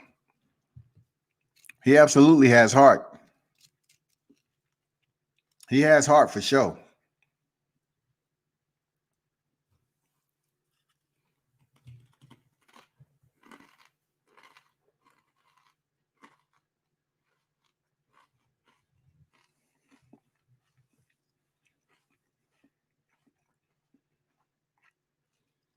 We in the 9th round, people. I can't call it the championship round because it isn't. Man, see how I say get off? Even just because this is for the WBA Continental title, please. I mean, look for Miller come back, man, pushing up against the ropes. Formella, he ain't a pushover, man. Left hook lands from Benn. Triples up on that jab. He does that shit so naturally, people miss it. Look at that combination right there, digging to the body. This dude is exciting to watch, man. I'm not going to lie. He has his moments where he's absolutely reckless. But most of all, him and the way he goes in there, look at that. Again, he sends 2 uppercuts. Pop the head back on Formella. Minute 40 remaining in the fight, man. I mean, in the 9th round. He will put in work, and then he'll take it off. Now he's all about the defense. He's doing a little Philly shell shoulder roll, you know.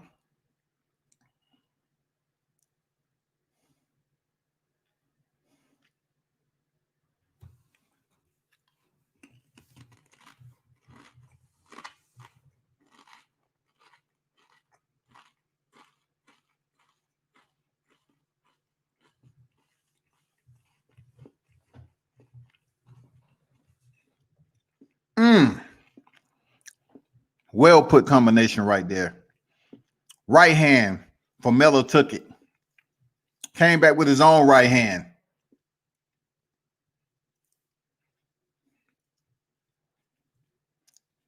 This fight right here, it didn't disappoint. This is the best fight of the night. This is absolutely the best fight of the night. This is the best fight of the night. Real talk. Absent of the power of both fighters, this is the best fight of the night. The way it's supposed to be.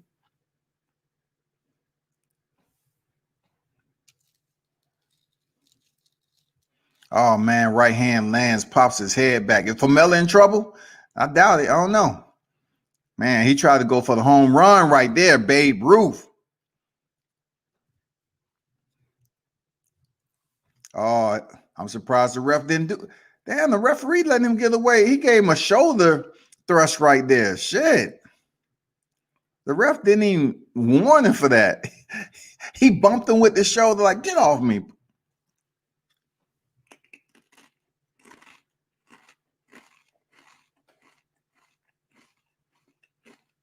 Two.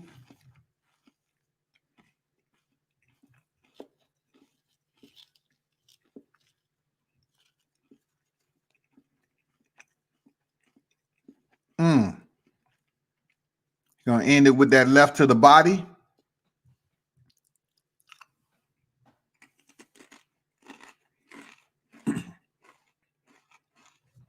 Up to the 10th round. How do you grade his performance A through C? Conor Benn. How do y'all grade his performance?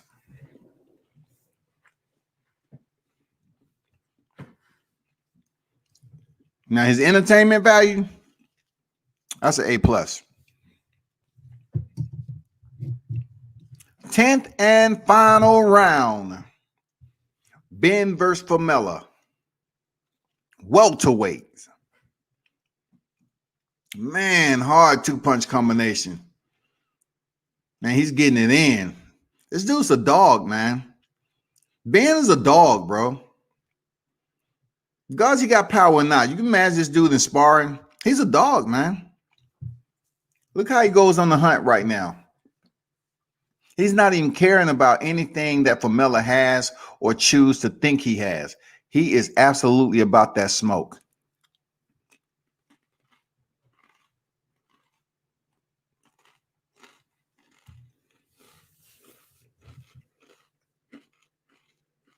Mm. 2 minutes remaining. Man, he seems like he's trying to go for the finish for real.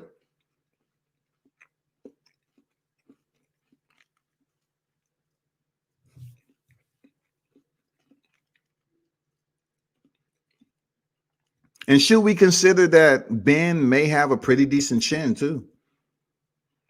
I know it's Formella, but can we attribute him to having a pretty decent chin? It don't look like he's, been in a situation where he was just hurting.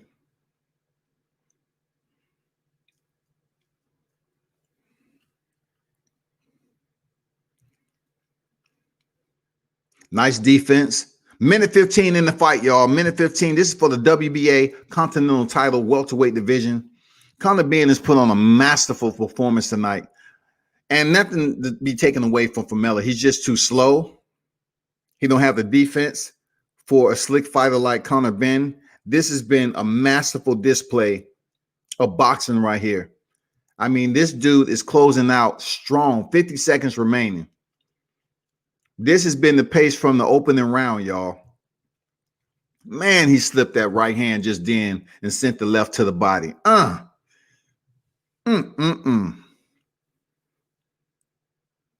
Man, you can go back and spin the reel on this fight, man. It's entertaining, dog. Him and Porter make for a good fight. I'm not going to lie. They will make for a good fight. If you want to link up their styles together, they will make for a good fight. 10 seconds remaining. Formella will feel this next week.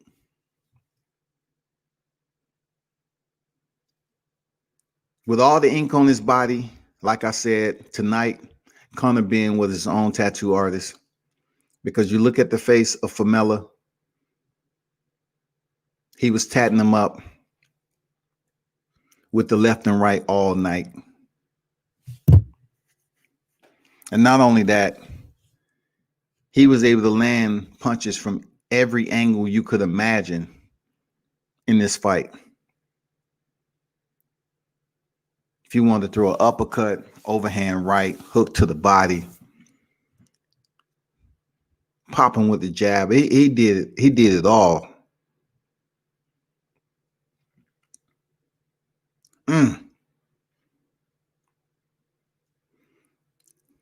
If this dude had anywhere close to some decent punching power, Jesus. If he even had that Tank Davis punching power, you know what I'm saying? If he just had that Tank Davis punching power,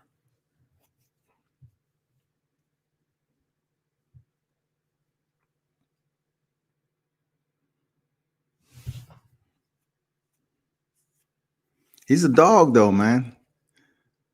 Ken in the building.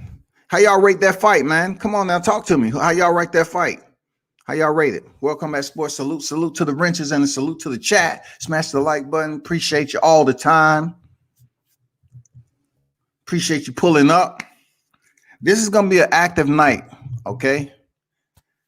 I'm definitely going to be covering at 7 and 7 p.m. that Javier Fortuna fight for those of you that choose to tune in, and also the UFC fight card that will be on in a little bit.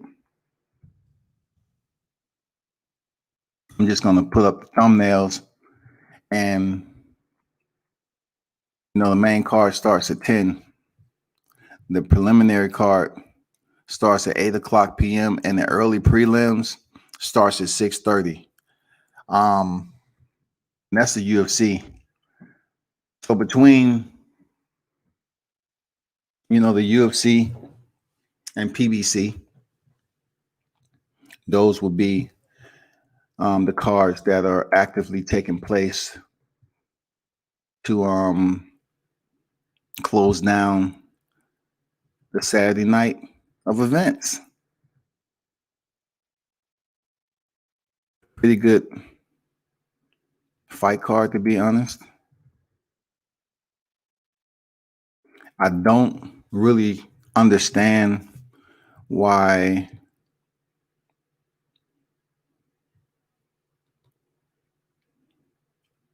they won't have Valentina Shevchenko as the main event. I know they're pushing the envelope a little bit with putting her on the main event as the women, but she's a qualified women's champ, man. And Davison picked up his title. Davison Figueiredo picked up his title after her, and they're flyweights on the main event. So instead of putting somebody who's defended their title several times already, they put Davison Figueiredo up there against Alex Perez. Hey, man, it is what it is. I'm just saying. And then Mike Perry and Tim Means, that's going to be fireworks. But they're reading the decision off right now, of course.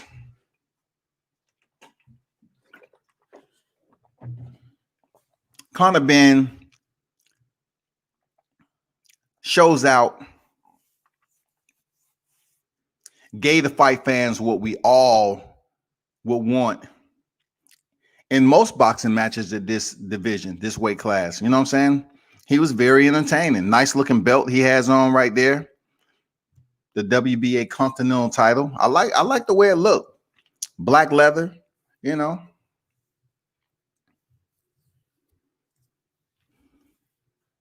So give it up for Conor Benn, man. Give it up for Conor Benn getting another win to his resume. Conor Benn's improved his record to 17 victories, 0 defeats, and 11 knockouts. And Sebastian Formella, his record improves to 22. I wouldn't say improves. His record changes to 22 with 2 victories and 10 knockouts. He takes his second only defeat to that of Conor Benn in the welterweight division.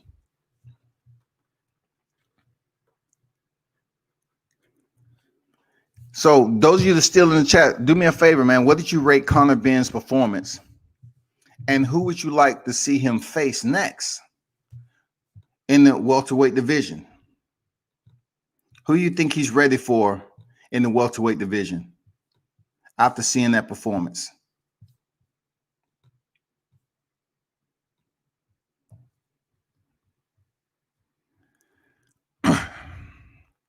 Because first of all, he's not even in the top 15. Let's be clear. All right. But who would be a name that's ready? Rashidi Ellis. I know somebody mentioned earlier, you know what I'm saying? They threw Josh Kelly name out there. He's definitely not ready for Keith Thurman. What about Kavalauskas? Throw Kavalauskas in there. You got Jerome Ennis. But Jerome Ennis, man, he's looking to move up. I don't think he's trying to fight in reverse. He's looking to move up. Let me know what you think, man. I want to get your input. You the fight fans. How do you rate that? A through C, how do you rate Conor's performance? Conor Benn. A, being the best. B, as far as degrading, okay, just like we have in school. C, being the lowest standard. You know, he has a lot to improve in. How do you rate his performance?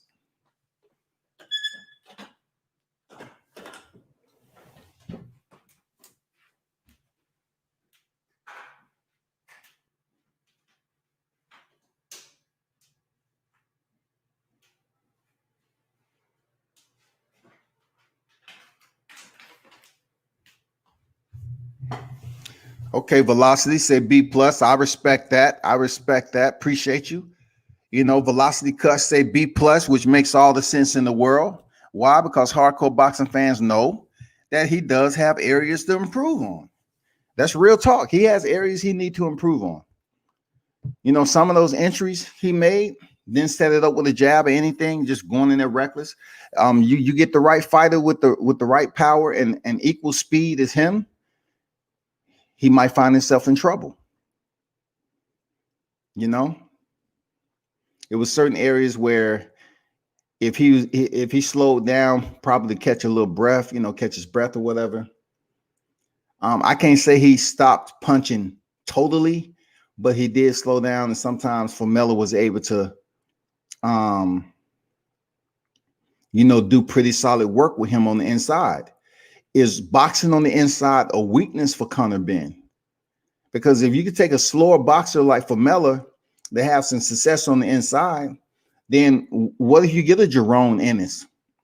You know, what if you get a fighter that can box on the inside? It'll be interesting. Really, really interesting, man. Man, Virgil Ortiz, look. I don't think he's ready for Virgil Ortiz, and Virgil Ortiz might not be ready for him. I don't know. I know it'll be a gift for Conor Benn to come all the way out the backside of the 15, kick open the gate, walk his ass all the way up to the front, and fight Virgil Ortiz. It's happened, though. You know what I'm saying? We really didn't know who Carlos Ocampo was. Shit. They say, oh, he's Spence mandatory. He come over there and get smashed in one round, man.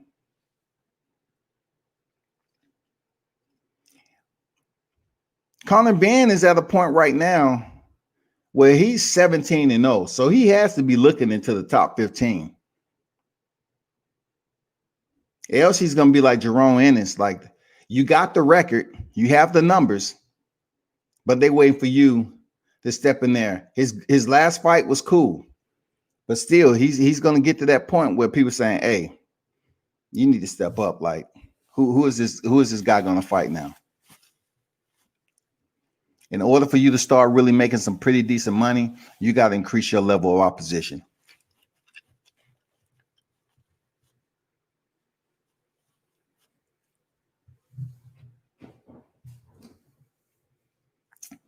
Ben versus Blair Cobbs.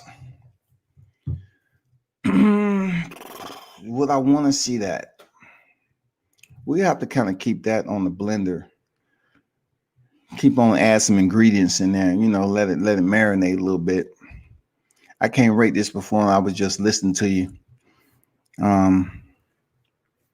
Ben versus Josecito Lopez. I still feel at this point in time, Josecito Lopez is better than Ben.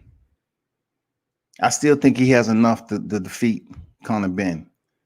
But it's going to all depend on the freaking the miles that's on Josecito Lopez. But I truly believe Josecito Lopez will give a good account of himself. It'll be a very entertaining fight because they're about that work. Hell yeah. But I think Josecito will beat him. I do believe Lopez will beat him. Ben versus Ugas. You know, and much credit I want to give Ugas, right?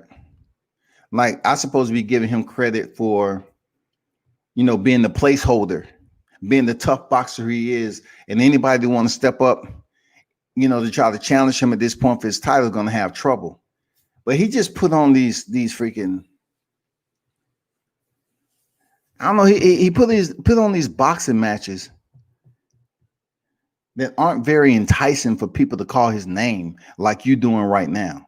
Like, I know you only calling his name because we're talking about putting him in there with Conor Benn. Will it be an exciting fight? I think so, you know, due to Conor Benn and the energy he brings. Do I think Yordenis Ugas has more power to kind of slow down Benn if he comes in there reckless? Yeah, I do.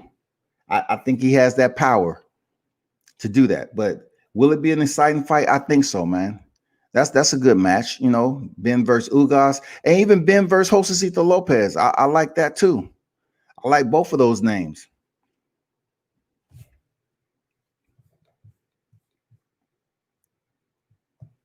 Mean Machine, even Mean Machine. You know, he has a common opponent in Crawford. You know he's gonna bring it. What about Maurice Hooker? What y'all think about Maurice Hooker? What about Maurice Hooker, man? You think he ready for a fight like Maurice Hooker, former champion?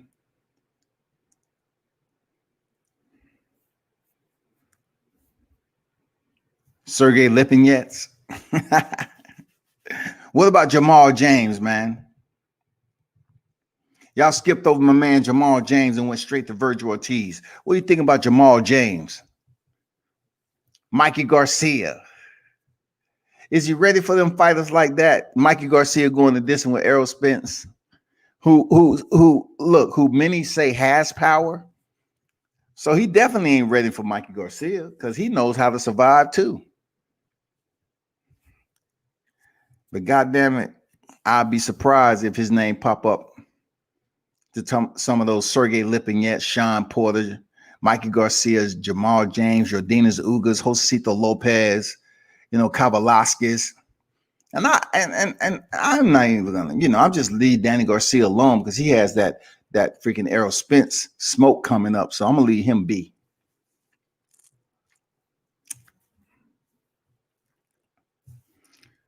Let me see who else out here, man. Who else out here that we can put him in there? Yeah, both of those, all three, you know, both of those names sound good outside of Blair Carr. Oh, both of those fights, Lopez and Ugas, absolutely. Damn, Broner versus Benn.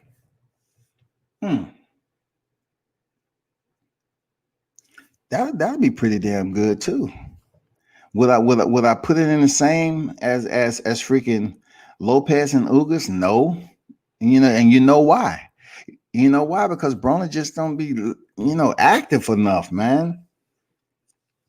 I'm past the pressers. You know what I'm saying? I'm past, hey, I'm gonna fuck you up. I'm gonna fuck you up. I did it for the hood. You know, I beat that boy. You know what I'm saying? Like, Broner is a G, man. Broner is an OG. I'm just gonna say it. Broner has never been stopped. One of his best fights was his worst fights. his fight against Marcus Madonna. That was one of Broner's best fights because he just didn't survive and have his high guard. He boxed freaking Madonna. Even though Madonna had success and dropped him several times, he showed that he had heart and he was a different type of dude. He showed it with freaking Sean Porter. Sean Porter was trying to give him that freaking work like he was giving Formella, like he was giving Spence. And Adrian Broner was able to drop Spence in the 12th round. I mean, he was able to drop Sean Porter in the 12th round. I was like, where did this shit come from? And then, of course, Mikey Garcia fight. It was a one-sided affair. It's interesting. That fight would be interesting, man. Conor Benn and freaking Adrian Broner. Flash for flash. Flash for flash, man. I don't know, man. I might have to do a live on that. That's a good one there on Velocity. That's a good one right there. That's 3 good ones you spun off. Josecito Lopez, Yordenis Ugas, and Adrian Broner. Even though I think he lied to my face when I asked him, I said, what's your next fight? What weight is it going to be at? Probably 135. Man, please. If I see Broner make weight at 135, man, I'm going to lose my motherfucking mind, dog. I'm telling you people, if I see Adrian Broner make 135, no, not happening. I would like to see him go down there and fight one of those big names. Adrian Broner, Tank Davis, Teofimo Lopez, Devin Haney. Man, I like to see Adrian Broner step in there and fight some of these guys for real. I'll leave Ryan Garcia off the list. And, Adrian Broner ruined that dude. But yeah, you line up the Haney, Lopez, Davis. Yeah, that'd be cool. But those 3 you just mentioned, Jesse Vargas, not so much, because Jesse Vargas, man, even though he's a disciplined boxer,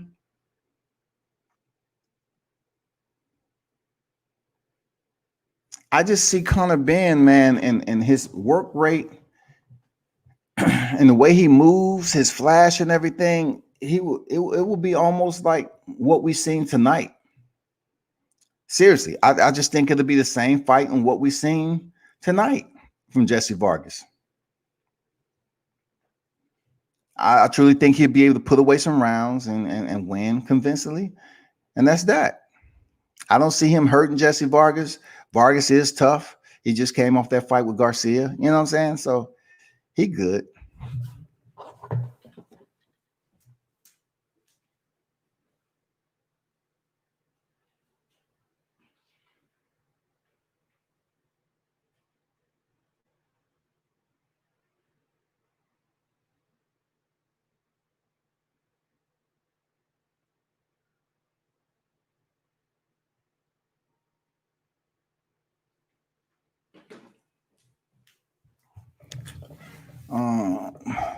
Because you remember, Mikey said he would be champ again. I got a lot of respect for Mikey's career, but I laughed and said not at 147.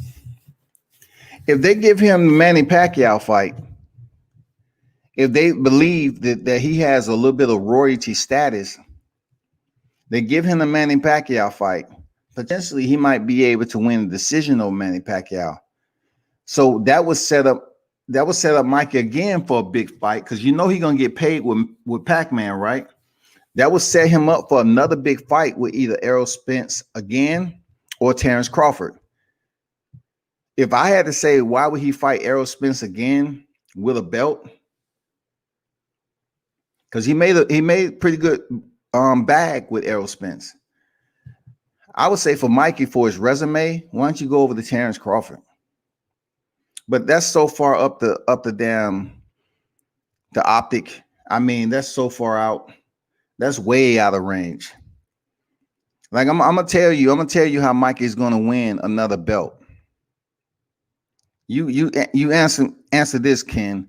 Is it possible for Mikey Garcia to get a belt, just say in the WBA rank structure? You know, you have interim titles, you have, you know, the WBA gold title. You know what I'm saying? You have all these secondary titles out there. So it may be potentially possible for Mikey Garcia, if he hang around long enough, to pick up one of these straps and become a 5-division champion. It's highly possible. It's highly possible, y'all, that he can pick up a 5th division if he's not able to do anything, you know, with picking up one of these world titles. We'll see, man. They say you can't take Mikey serious. I don't think nobody here to take him serious. You know, especially him going to distance with Spence. That give him a little bragging rights. But I'm saying, as far as him getting it, sliding in and picking up another title, they're gonna do something. They're going to appease him one way or the other. They're gonna try to say, Mikey, hey, check this out, man. You know, we got a way in. We got you a way in. Okay, this is what you're gonna have to do, though. You have to double back down 2 blocks, go around, dip up underneath that dang, you know, that broken down carousel. Yeah, it's gonna be a trap door down there. Go down that trap door, go out about 500 feet, come up. Then you're gonna see this old lady over there. Take the piece of paper that she have in her hand. You know what I'm saying? They're gonna send this motherfucker on a goose chase, dog, to get that title for real. You take that piece of paper and you go in there and walk in this store, and you're gonna ask for a guy named Jojo. Jojo been there for a while. He can't hear that good, so you're gonna have to get close to him. When you get close to him, he gonna slip something in your pocket. You know what I'm saying? I mean, Mikey, in order for him to get that world title shot, man, I feel he's gonna have to go on a motherfucking goose hunt. Ain't nobody trying to see Mikey Garcia step up there and fight one of the big names. We already did. We want to see somebody up there in motherfucking in a high guard and surviving shit. Nobody want to see that, man. Go in there against Ugas or something. Put Mikey Garcia in there against Yordenis Ugas. Ugas need a big name on there. A 4-division champion like Mikey Garcia. Give him that airplay. Go ahead. Go ahead, do that. Give him that airplay, man.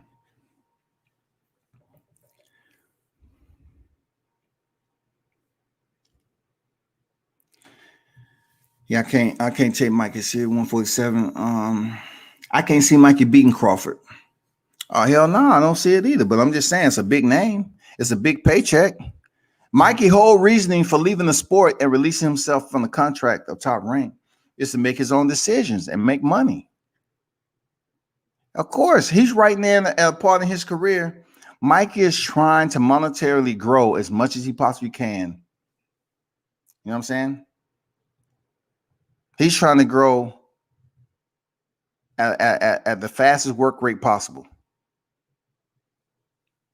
It's just like an experiment in the laboratory. He's trying to make sure shit grows in his favor and he benefits from it.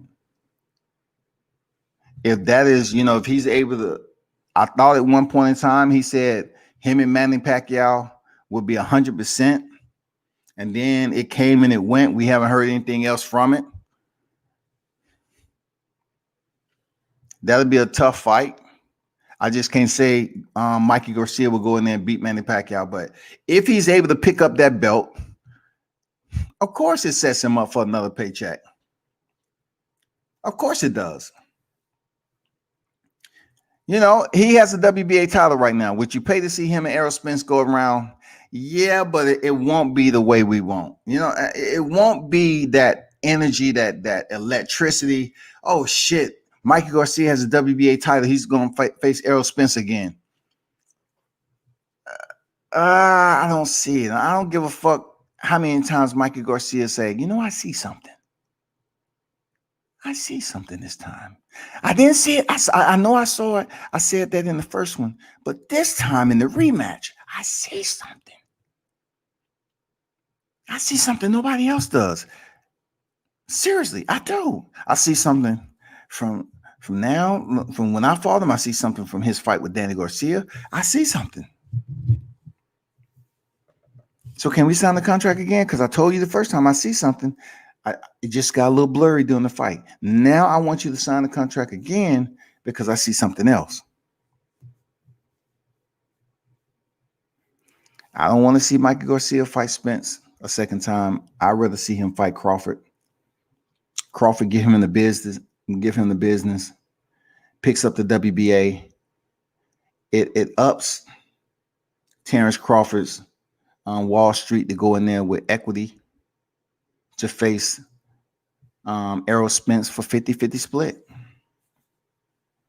We want to see a 50-50 split when it comes to the purses and also the titles. The titles on the line, mano a mano, 2 for 2. Let's get it. Welterweight, unified, undisputed welterweight championship of the world. In the blue corner, we have Terrence Bud Crawford, undefeated 3-division champion, formerly undisputed, against the one and only boogeyman, Errol Spence Jr. Man, we want to see that fight. But they keep bullshitting. 60-40, 60-40. Now Terrence saying, nah, if the 60-40 ain't in my favor, I ain't fighting. But I could have sworn he just said it's a 50-50 fight. Man. For real, I swear to you, Velocity, you know, Mikey should have what he should have did was basically trademark that shit. I see something.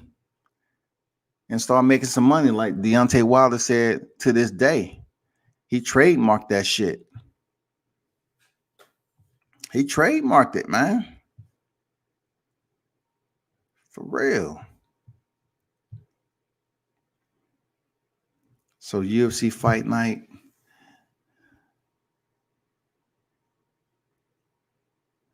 UFC 55. So UFC 55 is next on deck, people.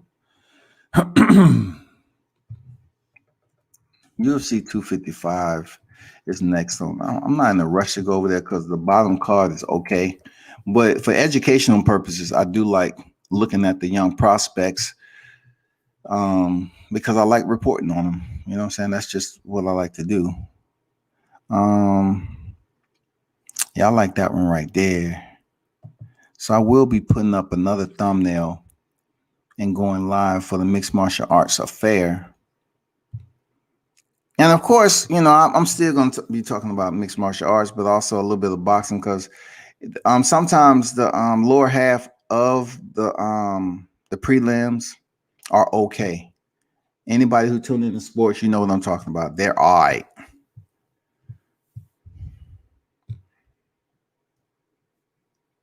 Yeah, but Mikey should trademark that shit and be done with it. But everyone who tuned in, I truly appreciate you, you know, stopping through for the Zone fight card.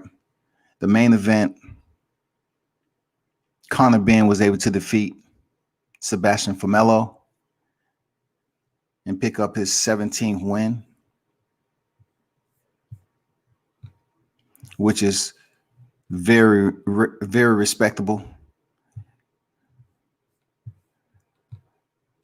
So it's time for me to tune out. I appreciate everyone for tuning in for this stream right here. Turn up and tune in to World Combat Sports. Hit the like button and subscribe and share the content, man. And I'll be back on with this UFC.